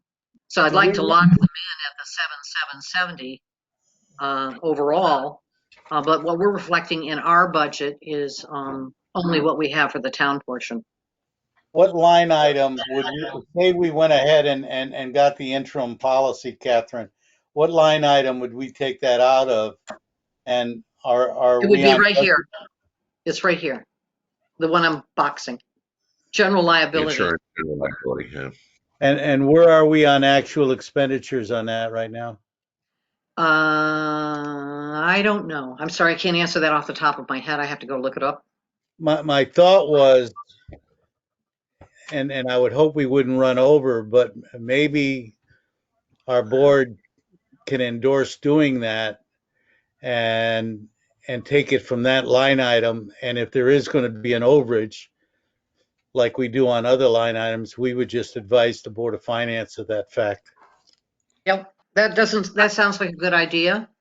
I believe for the general liability, we're committed to that number as part of our 3-year KERMA agreement. And what I believe they said was, let's see, one part of this workers' comp. Workers' comp stayed the piece of it. same. And General I think- liability, general liability in our 3-year agreement went up the 3%. Oh, no, it was less than 3%. it was like it was 1 point overall. Yeah, I think it was 2 point something percent. And overall, in combination, it was like 1.5%. Yeah. So, So that yes. number that's in there for general liability is committed to KERMA. All right, right here. And this is Which the number increase. is that? I'm not seeing your marker there. Can you see what I'm putting a box around? No. It's under insurance. If you look down at insurance, Yeah? you see general liability. It's in there. Okay. Okay. I don't see your cursor or anything. You don't see the cursor? Oh, I'm sorry. Here, I'm thinking that you're all seeing it. Okay. I'm seeing. You see it, Roger? Or am I missing Yeah, it? yeah, where it's got the insurance general liability. I'm looking at her cursor, $750. Okay. It's funny because I'm not seeing it. Huh. Huh. Okay. Okay. Debt payments, that's going down. And the refund interest, so that's reduced by 10,575. So contingency, typically we add things in here, including any kind of a general sense of where we could have increases in, say, salaries or whatever. So, Right. and Bill, I know you understand that, Roger, that's where we put that because we haven't gotten through our contracting process with the union, et cetera. And so some of that that's in there is maybe related to that. All right. Okay. And other financing sources. Here are the increases that we have in there. Note the Babcock Library. I'm They seeing your cursor again. okay. So other financing sources and uses. That's Yeah. can you see line numbers? Yeah. Like Yeah. okay, And so I'm seeing your cursor again. okay, Came good. back. All right. So looking at these, we have volunteer fire 6,616, recreation fund. That's the 7892. Babcock Library. This is one where the Babcock Libraries was reduced $10,000. I think they didn't know it, by the way. There was some information that didn't get out to some people last year or whatever. But anyway, they've indicated that, yes, Chris? Oh, okay. They, Carol Ann has indicated that it was, that this actually represents people. So she made a request. The request from that board came in at 185,000. They're looking to be restored to what they used to get. So that's why you see $10,000 here. Okay. Animal Control Fund. Notice this is an area that got reduced before, and we actually ended up drawing from a particular fund. I think what was happening before was Ralph and Mike I think Ralph was really trying to skinny down the budget as much as possible. So elected last year to have that 5,000 that's needed drawn from the fund regular fund source. And in this case, we're looking to do that again. Chris, are you still on? I'm here. Yeah, you want to speak to that a little bit? Yep. When we did the budget last year and Ralph was looking for cuts, we cut the $5,000 out of the animal control fund, because if we go over, we do have a statutory dog fund, and there's money in the dog fund to cover any overage in that line. That money is, the dog fund money by statute is for salaries, maintenance, anything related to animal control. So if, like I said, if we go over, we can replenish from the dog fund. Thank you. Okay. Okay. So here are the general increases. Here are 34,000 $355. And when all is said and done, the total increase is $90,407, which is a 2.63% increase. Now, I know that we talk about the 2.5% increase, a cap. Information was sent out to you about that, if I recall. And the information was sent out last night, Catherine? no, I think it was sent out before that. I don't remember seeing it. I know you've discussed it, and we discussed it at the capital improvements, but I don't Yeah. remember seeing anything come in about it. Yes, the statute or any of that. Right. You got the statute? Roger, you have it, right? Nope. Okay. My apologies. I thought that was sent to you. All good. Okay, so let me I'm going to describe it for you, if that's okay. I'm listening. Okay, this is from the Office of Legislative Research. It's how does the municipal spending cap work? Does it apply to all municipal aid? The municipal spending cap is a feature of the new municipal revenue sharing grant program funded by state sales tax revenue directed to the municipal revenue sharing account, MRSA. Towns receive the revenue sharing grants beginning in fiscal year 2017. So this has been around. The law sets each town's grant amount for fiscal years 17 to 19 and requires the Office of Policy and Management, OPM, to determine the grant amounts for fiscal year 20 and thereafter according to a newly established statutory formula. Beginning in fiscal year 2018, OPM must reduce the grants to municipalities whose spending, with certain exceptions, exceeds the specified spending cap.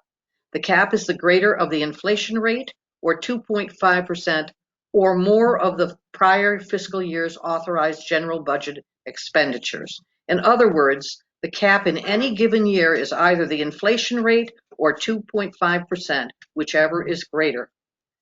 The towns that increase their general budget expenditures over the previous fiscal year by an amount that exceeds the cap receive a reduced revenue sharing grant. The reduction is equal to 50 cents for every dollar the municipality spends over the cap. Towns must annually certify to the OPM secretary on an OPM prescribed form whether they have exceeded the spending cap, and if so, the excess amount. The spending cap applies only to the municipal revenue sharing grants. It does not apply to other grants also funded through MRSA.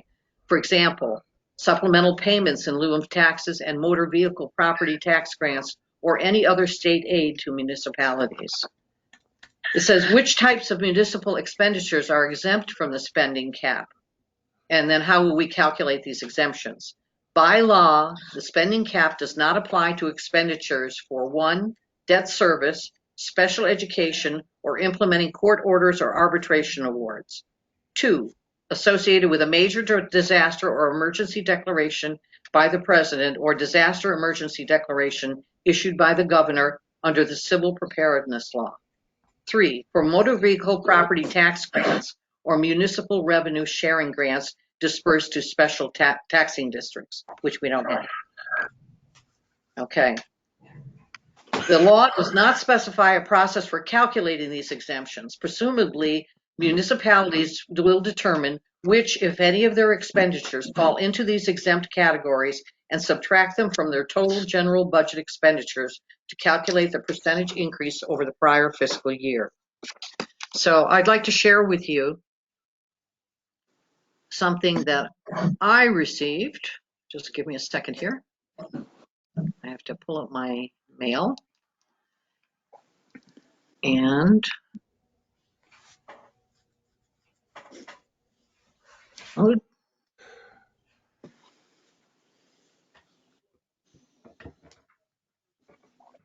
Now, you said we were 2.63%, so we're 0.13% over the spending cap at this moment? actually, what will happen is once the schools are added in, then we will look at that number. It's the whole budget. Oh, okay. So, can you see my screen? It's I the mean, I'm same. sorry. Can you see something that has a pink area at the top says name of municipality? Nope. All right, give me a second. I just want to go back to the sharing option here in our meeting. And now I'm going to share a different window. I'm going to go to here, I think. I'm going to stop sharing for a second. I'm going to go application window. I think I still have that capability. And I'm going to share a different window. So let me go over to it. Can you see a different worksheet? Yes. This is name of municipality? Can you blow it up any high, bigger than that? Sure. You might want to also look at your thing there for blowing it up too. Yeah, Bill, you should be able to have Yeah. the plus and minus thing on Yeah, the got it. right side of your Thanks. window. Yeah. Okay. I want to make sure I can get enough of it here. Can you see it now Yes. comfortably? Good. No. All right. So Cheryl provided this to me. And so here's an example of fiscal year ending 2020, fiscal year ending 2021. What happened is the budget that was adopted had a difference, and I'm going to actually type into this. Well, the difference is down here, I think. Yeah. So it had a difference of $453,900. I'm sorry, $453,971. That was with the school included, both schools included, that kind of thing. So here's where Cheryl took out the debt service. Okay. She took out the payment on unfunded pension liabilities. And I believe this column, if you could see it highlighted, the fiscal year 20 is what was filed with the state. Now, Can you we have to, can you move that down? Yeah, you need to scroll down, please. sorry. All right. So factors in this are It that didn't net dollar scroll. change. I'm sorry. Catherine, you have to scroll down. I did. We're You not can't seeing it. see. We're not seeing It it. didn't. Oh, sorry. Give me a second. Hang on a second. I think one of the things I need to do with this might be Right. to. I'm just going to take a quick break. I'll be right back. All right. Thank you. I'm going to save it. I think I might need to do that.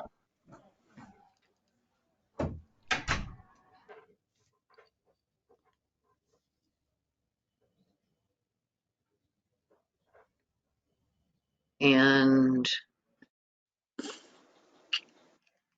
when I scroll down now, Bill, can you see it? No, No. it's not. It's not Not yet? moving. Okay. Bear with me.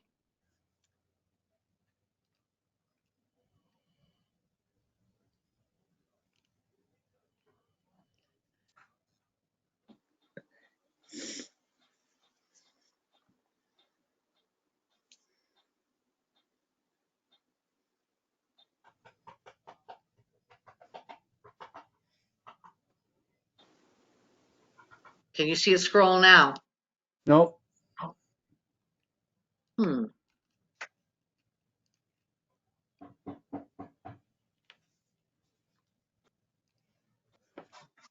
Catherine, are you seeing it scroll down?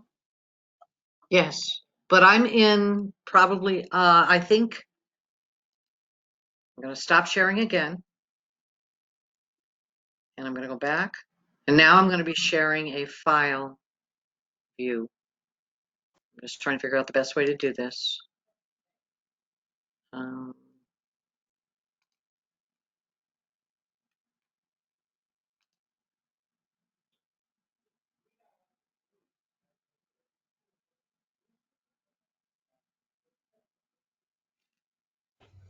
Give me a second.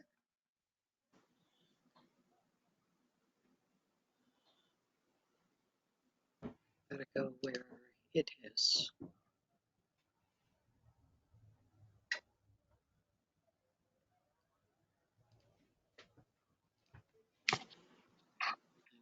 to.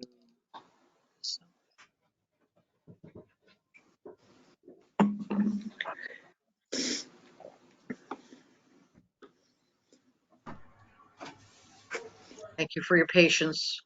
I'm back. Okay, I'm almost there. For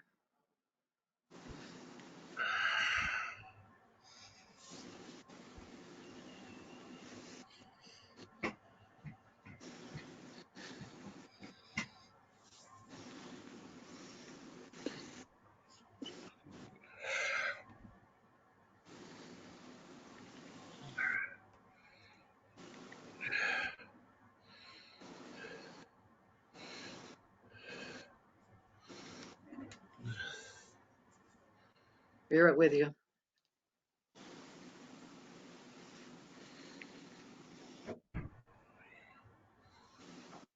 Just want to.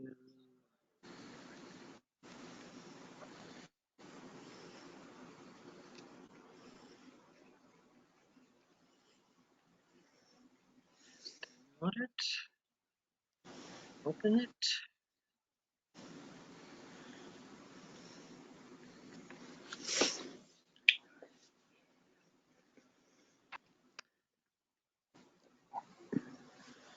It'll take me about 2 more minutes.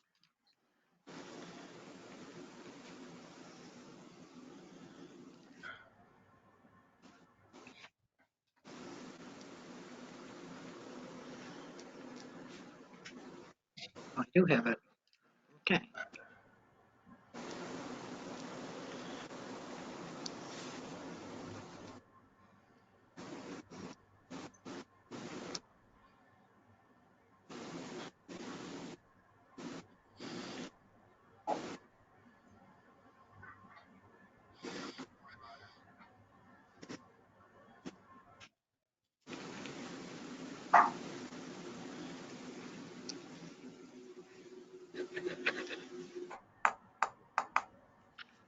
Okay. Need to start sharing again.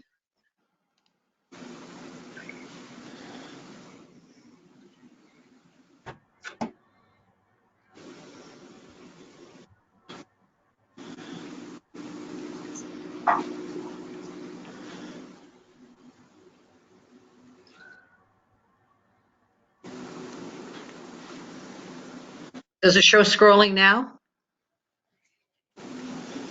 Yes. Does it look different? I'm That's seeing right. the rest of the document. Yep. There you Okay. go. Sorry for the delay. What you All have to good. do is you can't just do it from an email or whatever. You have to bring it down to your computer, and then you have to open it up there. Then Frankly, point to that. frankly, I Okay. appreciate the delay. Okay. All right. So fiscal year again, year ending 2021. What you see down here is it shows the net dollar amount change between the 2 years. The increase percentage, 3.15%. The allowable increase, 2.5%. This is after she negated subtracted the debt service, etc. Okay, then it asks what your changes in your municipal population. That was a change. Okay, that's a factor in some way. So, and so what I am expected to sign is that we do exceed the cap. This is for the budget that was approved for 2021. You know, the difference between the two. So what's interesting is if you didn't take out debt service, we'd be at 2.67%. And actually, if I took out the other one, we'd probably be even less than that. So it actually works in a sense against you taking out things like debt service. But this was, this was the budget that was approved last year for the current fiscal year. And so I will have to do that. So that means the net dollar change is this. And so for every one of those dollars, 50 cents of each dollar, it sounds like, would be taken away from us in the event of any of funding. So we have to be mindful of this. Mhm. So, Okay. Catherine, if So I see that right, let me go back to the fact that we're sitting, our general government budget, what we're seeing is that it's 2.67% increase.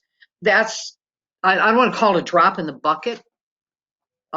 It's that we have to have both the schools in there as well. it's probably only 30% of it. Yeah, roughly. So if I'm hearing right, Catherine, the potential impact of where we are right now could equate to about $225,000.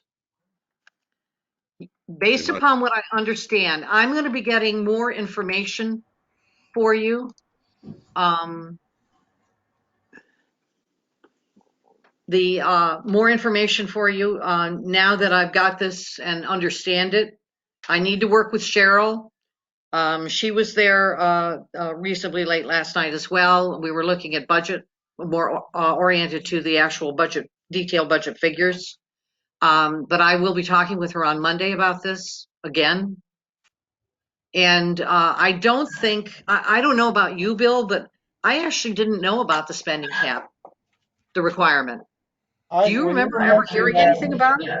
When you mentioned that a couple of weeks ago, I drew a Yeah. blank with it. I thought maybe it was just something that, had come and gone, but I don't recall that.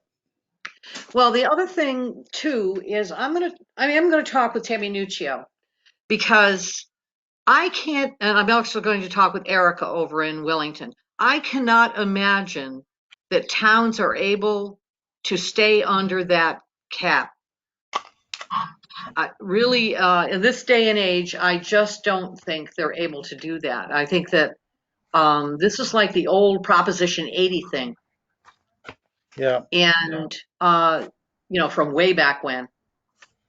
So, which we had at one point in time, and it was impossible to keep everything running properly if you had to stay under that cap. I mean, I think about things like the that repair that needs to be done to the town office building. Okay, I think that what happened is we didn't do that repair, and it's just getting worse. And I heard about it at least a year ago from from someone in town. It wasn't an employee.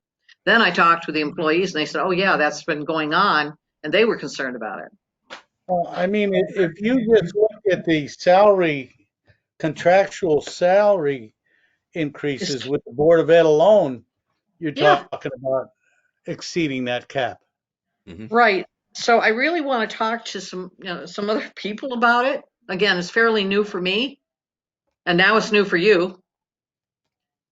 So, and again, Cheryl was so pressed during the past week, even trying to get those budget books together for you and double check on the numbers and all of that. I just didn't want to hit her again on this because when I first No, I asked about it, she was understand. providing me with information. But obviously, if there's a potential impact with an amount anywhere near what we're looking at right now and just doing some rough guessing, Yep. that's got to be part of our major consideration of this budget. Right. And that's why, ideally, I would like to have the budget schedule drawn out because I I think agree. we need more thought that goes into this. And Is there a chance that this requirement could have been, was it waived last year? I'm assuming it's not from what we're looking at here, but because of potential impact from COVID, I don't know. I just honestly don't know. or if it I think it wasn't, was it's adopted in something that our legislators 2019. should It was bring up. adopted. It was adopted. You were saying, Chris, when was it adopted? I think in 2019, so it's pre-COVID. Yeah, Pre-COVID. but I'm saying as a result of COVID, this should be one of the things that they're looking to waive for us. Well, this is what we would have wanted, I think. It wasn't, I don't think it was treated as an emergency declaration. So I don't know. I don't know what happens. We got $90,000 for COVID. That looks like that's not a factor in any of this. So, and that was an offsetting amount Yeah. for expenses that we had. And we had to, I know, Chris, you did the paperwork on that, if I recall, Yeah. or were involved in getting that paperwork done. I don't know.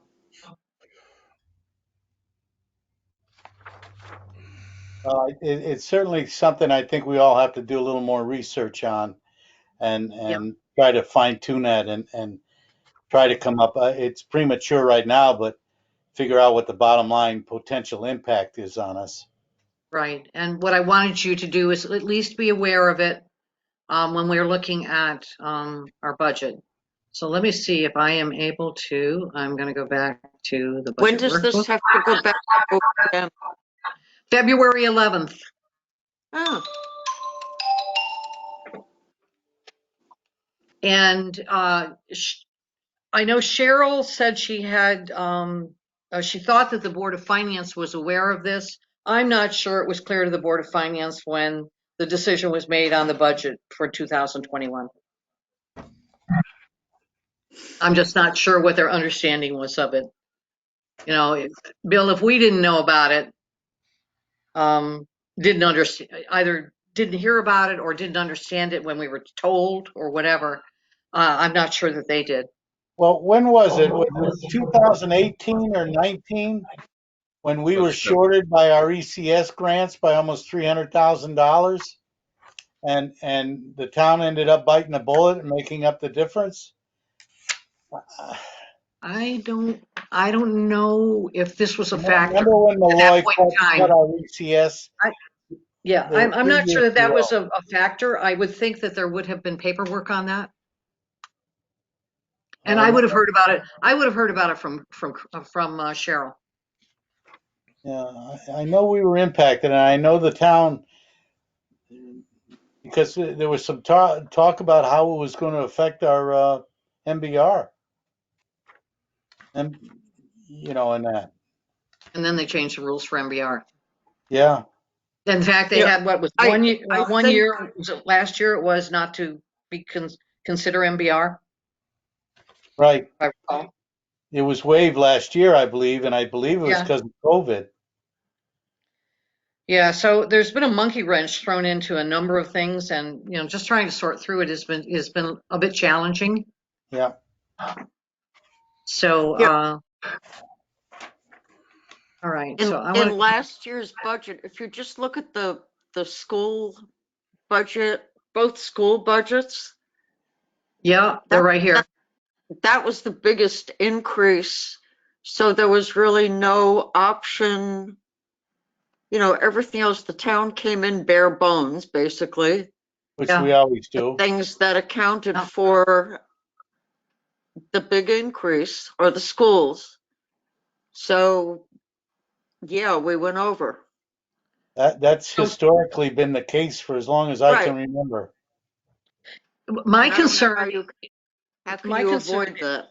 yeah, my concern is when you go totally bare bones, there are, having, been doing this for 4 months, what I'm seeing is there are things that have not been taken care of. So it almost it's almost like penny wise and pound foolish, because some of the problems are getting worse.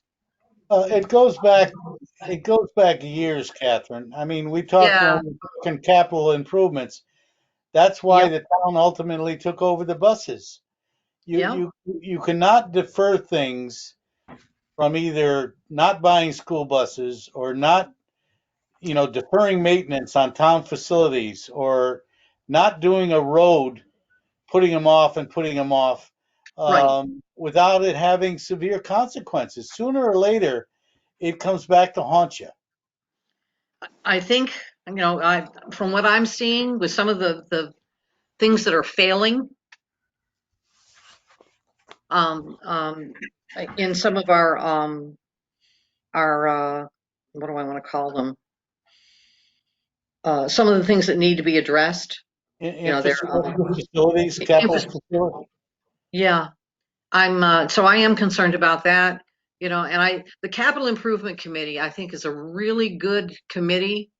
They're challenging things. They're providing additional insights when they see something, that's been put in by somebody else or another department, and trying to get to a bare bones thing, but it'll keep coming back to haunt us. Oh, yeah. No, absolutely. Yeah. So, and I that's got why, yeah, I got a sorry. couple of things I'd like to run by you guys. Are we done? Pretty close? I think so. Yeah. There are two things, and I'm just throwing those out for food for thought.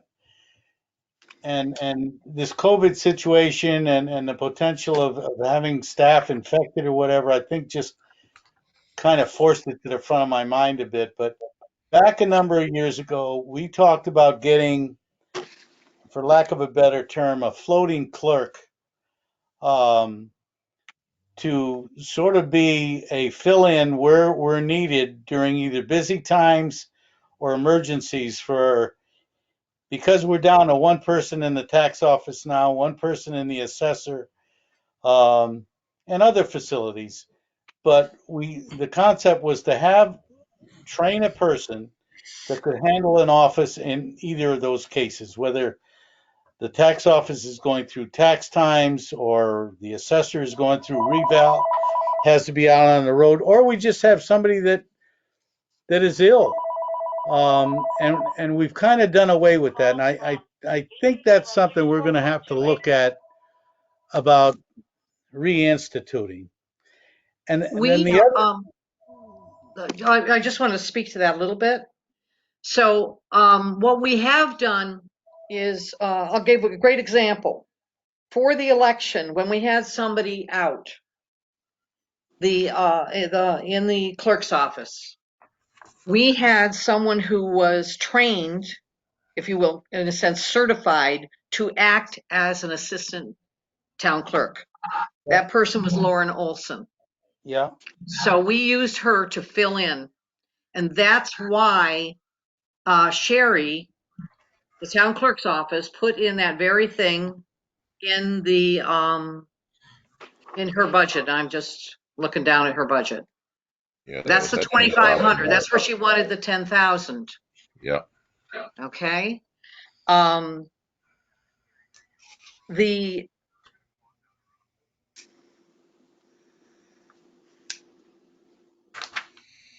again, we're being as careful as we can be.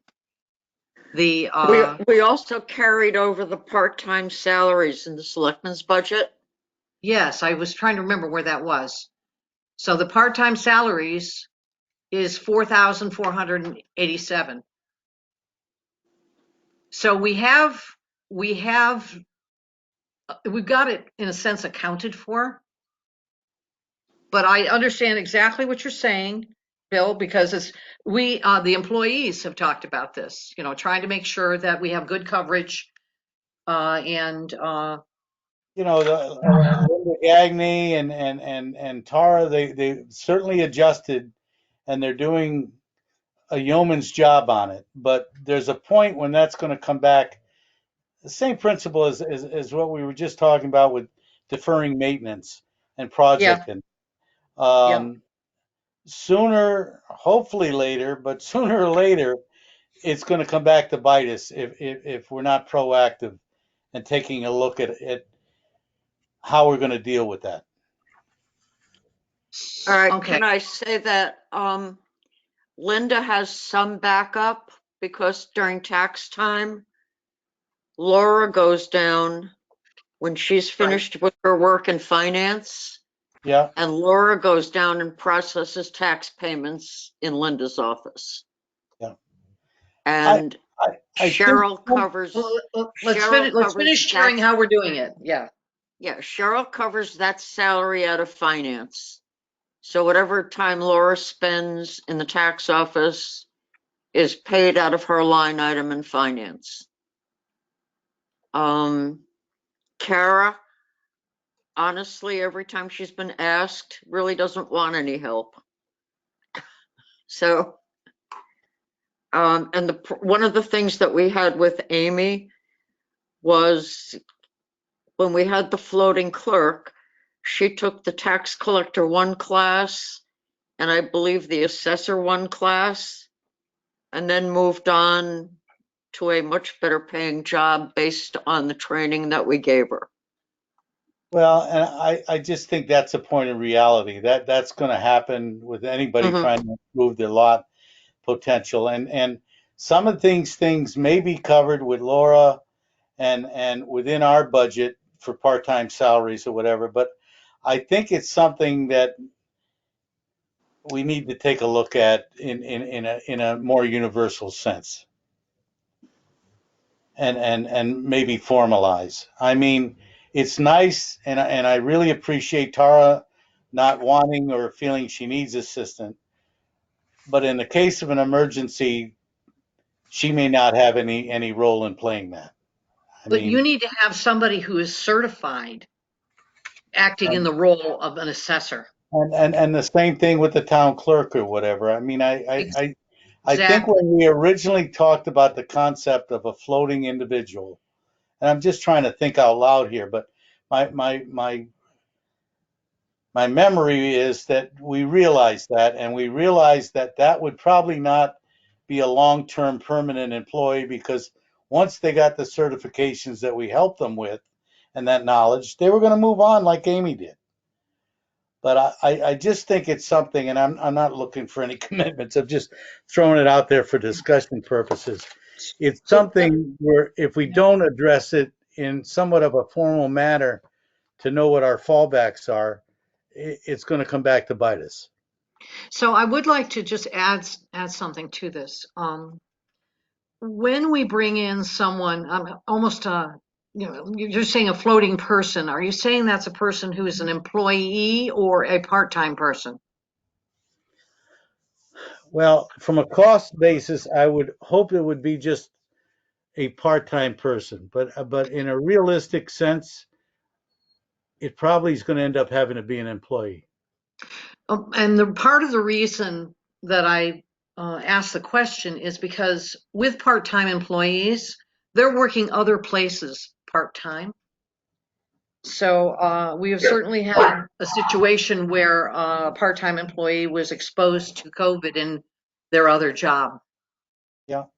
Where when it tends to with the full-time employees, if you will, they're not working a second job, to my knowledge, and they're physically in the building, and so the risk of exposure is a bit less. Yeah. So just a thought No, on I, that. I, I agree. I mean, hopefully, eventually there's going to be a light at the end of the tunnel with this whole COVID. Yes. But obviously, and unfortunately, and we've learned in one department already, exposure can be made to our staff, not necessarily from our building, but from other areas, Oh, whether it be yes. at home or their spouses, or I mean that I mean Yeah. it's just something that's realistic. The other Right. thing, I know that we let our our person that we had that was handling cleaning at Knowlton Hall, and I think we can address that another way. But we also had a person that was helping out, and we had union agreement that we were allowed to do that up at the transfer station.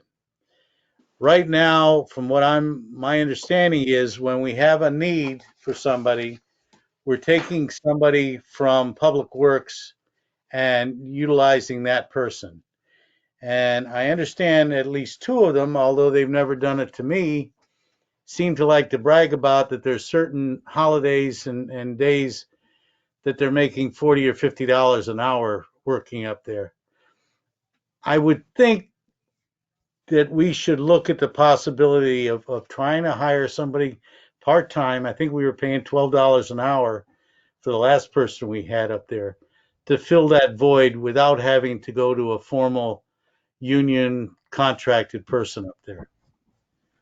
Just throwing it out there. I have no idea what the total impact on either the DPW budget or the transfer station budget is, but I'm assuming there is a financial impact of continuing to do it the way we're doing it. So if I understand correctly, you're saying that it would be someone who is not in the union, right? And the Yeah. union had previously agreed to that. Would this be an on-call person? I'm not sure how Rick was handled up there. I don't know if he was on a regular schedule or on call. I know anytime Tony would be out, He which was seemed on to be call. frequently, he was up there. I don't know, and it's something we can look into if there was a regular schedule for him up there. Actually, there were only certain kinds of things he could do. So, if you have someone who is able to operate the machinery, he was not one of those people. Yeah.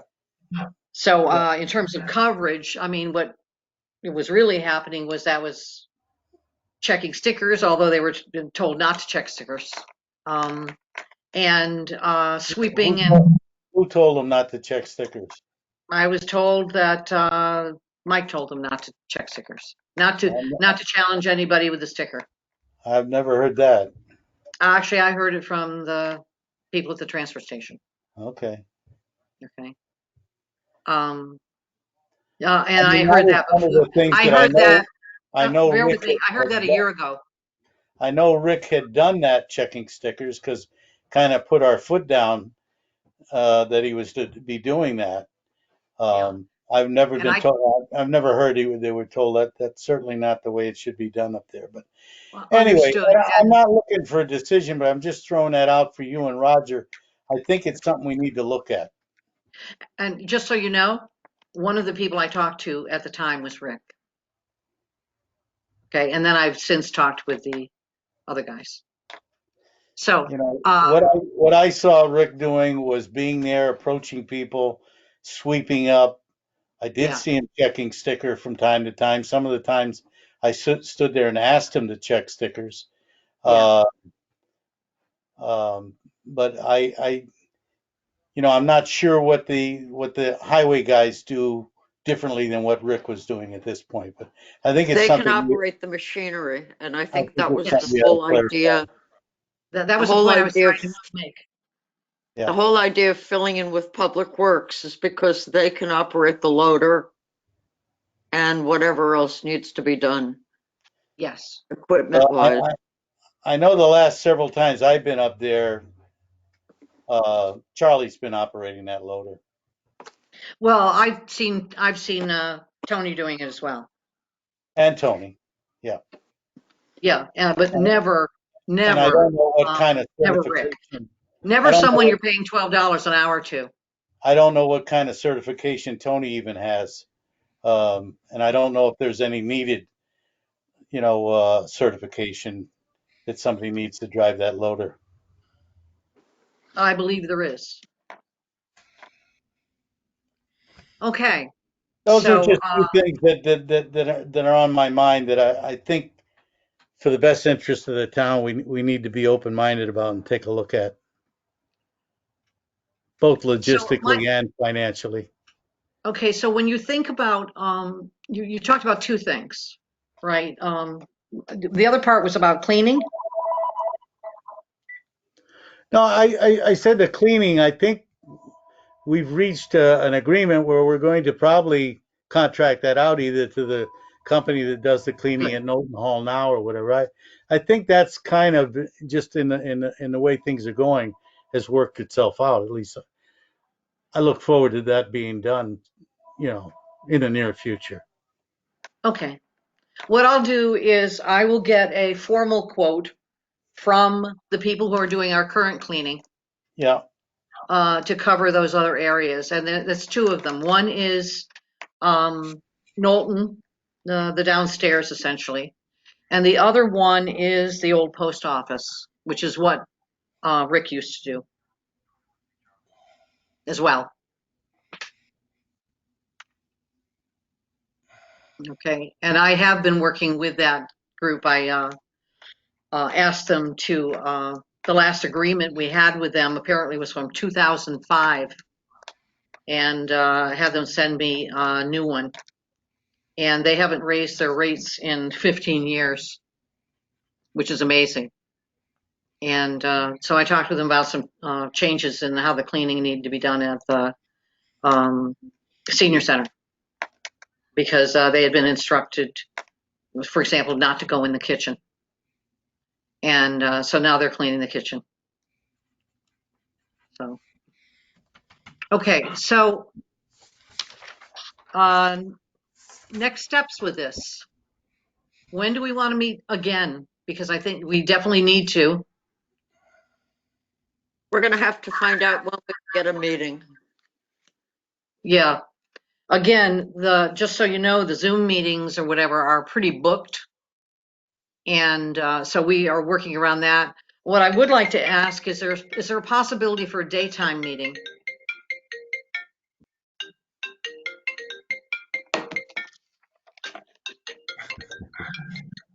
Bill, you're calling me.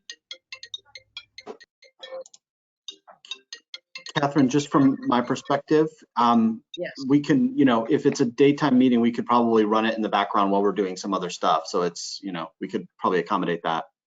Thank you. Selectmen, what do you think? You both work. Yep. And so give me an idea of the hours, the earliest you can be available for a meeting as towards the end of the day. I can be in town by 3:30. Okay. Bill, what's your life like? I think we lost Bill. Oh, is that why he called me?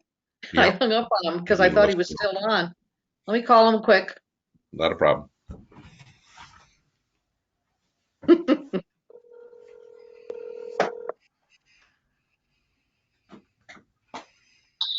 Hello. Hi, Bill. I'm sorry. I thought you called me by accident. We lost you? Yeah, my battery just went on my laptop. All right. So what we were just talking about is when we can get together for another meeting.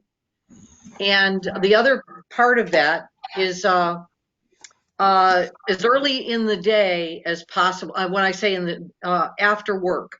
So Roger can be available 3:30. Okay.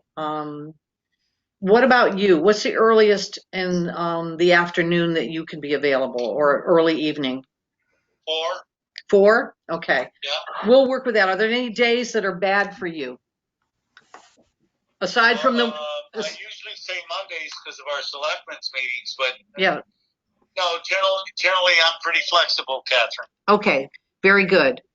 So I'm going to keep you on the phone here while we wrap this up, okay? Mm-hmm. That's fine. I'm trying to get back in and get Yeah. my battery going here, but All right. yes, it's fine. I'm on the phone. All right. So do we want to hazard a guess on the next time we want to get together? Do we want to do it next Saturday, or do you want to do it before then? Next Saturday, we have a capital improvement committee meeting. Okay. Do we want to do it after that meeting? I think it's next Saturday. Chris, could you refresh my memory? No. He's Can I hitting refresh the your- refresh button right now. It's not working. The whole meeting thing has been such a complicated thing. I've got in my notes, I've got February 13th at 11 o'clock. That's right. It's next Saturday at 11. Do we want to do our meeting at 9? Yeah, I think that would work. What do you think? And understand this, is that we're supposed to present to the Board of Finance on the 18th. So when we talk about us working with this budget on the 13th, that's a Saturday. That doesn't give much time for Cheryl to get changes into the system and get information pulled together to present to the Board of Finance, How about- all of that, which we have to give them lead time so that they have the opportunity to look at it a few days ahead of it. Can we do it maybe Wednesday or Thursday before?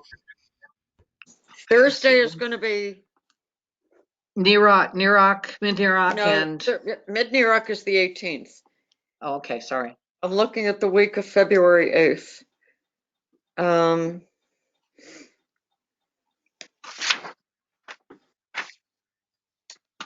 Do you want to try for Wednesday at 4 o'clock? Sure, I'll go for it. Is I'm that game. good with Bill? Bill, how about, yeah, sorry. As long as you give me a reminder, I'll write it down here, but Wednesday would work for me. Okay, will do. All right, so John, we're are looking, you still there? I'm here. I heard what Wednesday are we talking about? this This coming upcoming. Wednesday. The 10th? Can we do Wednesday at 4? Oh, wait a minute. Wait a minute, Bill's got a conflict. Yeah, next Wednesday, Linda's got her first COVID shot. I've got to take her to Norwich. And You I wanna think do- it's a little after 2, so I think 4 may be difficult for me then. Pick another, I've got to go up there Monday for my second shot. what's what does Wednesday evening look like, Chris? Do you have anything on that? Not as far as I know. John? Mike and I have Willington Economic Development at 6:30. But I could probably run a second meeting in the background. Wednesday at So, 7? Do you think 7 is doable for you, Bill, based on going to Norwich and everything? Yeah, I mean, This conference will now be recorded. Yes, yes,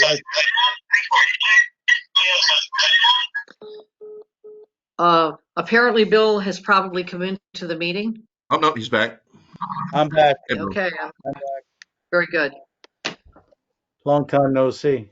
Glad to have you back. Okay, so So do you So wanna this do- Wednesday at 7, is that what we're talking about? Yep. yeah, do you feel confident you can get back by then, Bill? 7 o'clock any- shouldn't be any problem at all. It goes Okay. pretty smooth. It's Okay. through Hartford Healthcare up there at a Yeah. satellite building from the hospital in Norwich, and the one time I've been up there, it went very smooth. Okay, good. All right, so Wednesday, the 10th at 7? Yes. John? Okay. We'll get you a link. Okay. Thank you, sir. The other thing I'm Now, going to do. are we going to do it this way? We're not going to be in Zoom again. We're going to do it this way. I could probably get you a Zoom. Well, Okay. this is Either the way. I mean, if you prefer Zoom, I think I can do that. Okay. You will be able to tell Bill when you get the meeting notice, when The you agenda? look at where it shows the Zoom, the Okay. information, you'll see Yeah. that it'll either say Zoom or go to meeting. Okay. Okay, that's what I noticed in this one. Yep. Okay, so what was the other thing I was going to say? I'm also going to reach out to Chuck again and talk to him about this timeline. Also, we don't have any information on revenues yet. Just so you know. What else is new? Yeah, well, like any information. Well, we got some. Oh, we did? Okay.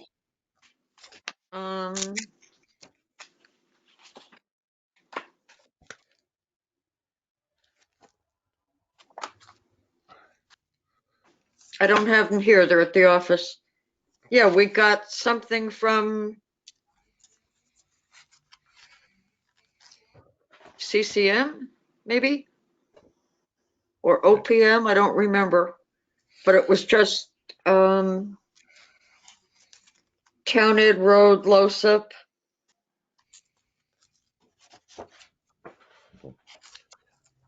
And again, are we going to plan on getting on Wednesday, getting back to this whole issue about the money purchase pension plan, please?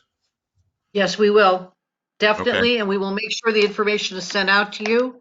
Excellent. My apologies, I didn't realize that it wasn't, It's all good.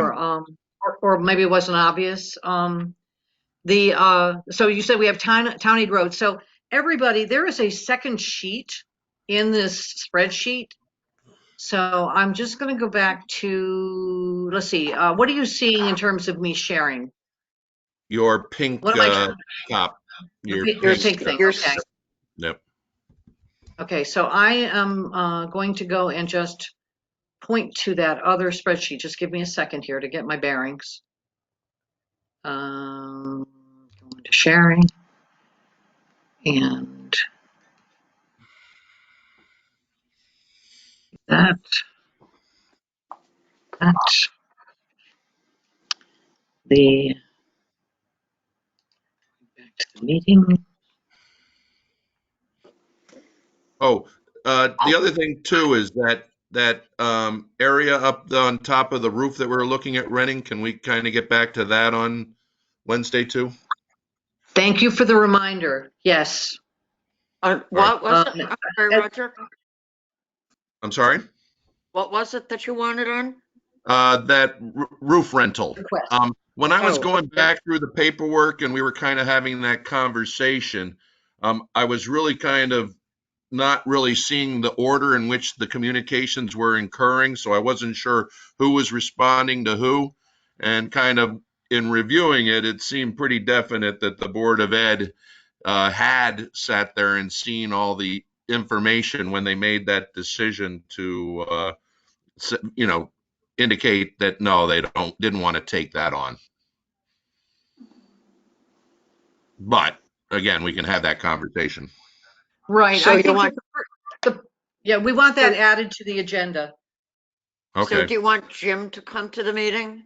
Yes. sure. And even if he doesn't, he did a very good write-up for Yeah. us, which was included in the packet. The Yeah. I think the person who made the request to for that is entitled to a response. Yep. And a timely one. And so I think Okay. we can get that taken care of. You should have the information. Everybody has that packet. And if Jim Yep. can come, great. If not, he really did do a very good write-up on it. Yeah, I did. And I forgot why I was coming back to this budget worksheet. Sorry about that. Revenues, Sorry? revenue. Oh, revenues. I wanted to point out that the document that you received, the worksheet you received that I sent before, it has a revenue page, a revenue section. So I'm just going to flip over to that, make it bigger. This is what was originally sent to me. I got both the expenditures and the revenues from Cheryl. And this one, to my knowledge, is what we know about revenues so far. Let me make it a little bigger. Or what we're anticipating. Okay. It hasn't popped. There we go. Okay. And can you see this well enough? Bill, can you see it? Yep. Okay. So this is, we don't have anything for these. We did get a town aid road in Alosip, and I believe it came from CCM. Do you know what, you don't happen to know what the number is, right? I don't. What I'll do is I will send out an updated version to you guys. Actually, what I'll do is I'll do some confirmation with Cheryl as well on the revenues and make sure that this second sheet is updated and put some calculations into this one as well for our next meeting. All right. And so looking at this, another thing that's happening too is, Linda Gagney's been doing such a good job with collections, and a lot of the old past due collections from previous years, she's really addressed. So I haven't had a conversation with her about it, but part of what we were getting through tax collection was probably a higher number than if everybody had done all of their taxes on time, because she was picking up revenue, if you will, from the old taxes owed. So I think there's less of those. She's not finding that people are not paying their taxes right now. She, the not as many deferments as you might think. So just to let you know. Good. And at least that was my understanding as of 2 weeks ago. Mhm. Okay, and then we have, here are some other revenues. And so when we look at that, right now, we're looking at about this much at this point in time. We certainly don't have tax revenue in there, I don't No. believe. Shouldn't.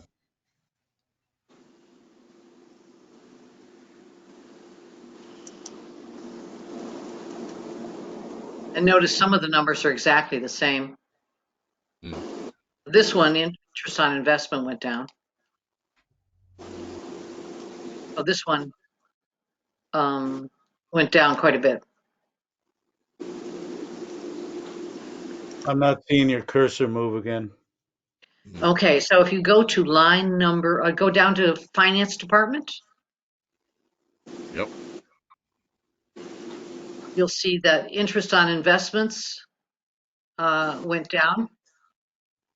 And I'm just gonna do a quick scroll up to the top and make sure we got the, so yeah, the budget that we had for year ending 2021.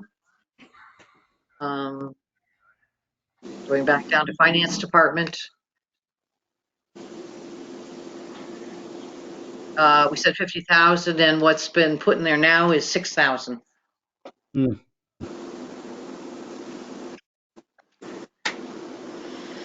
And the other things, we anticipate some increases in town clerk revenue, if you will.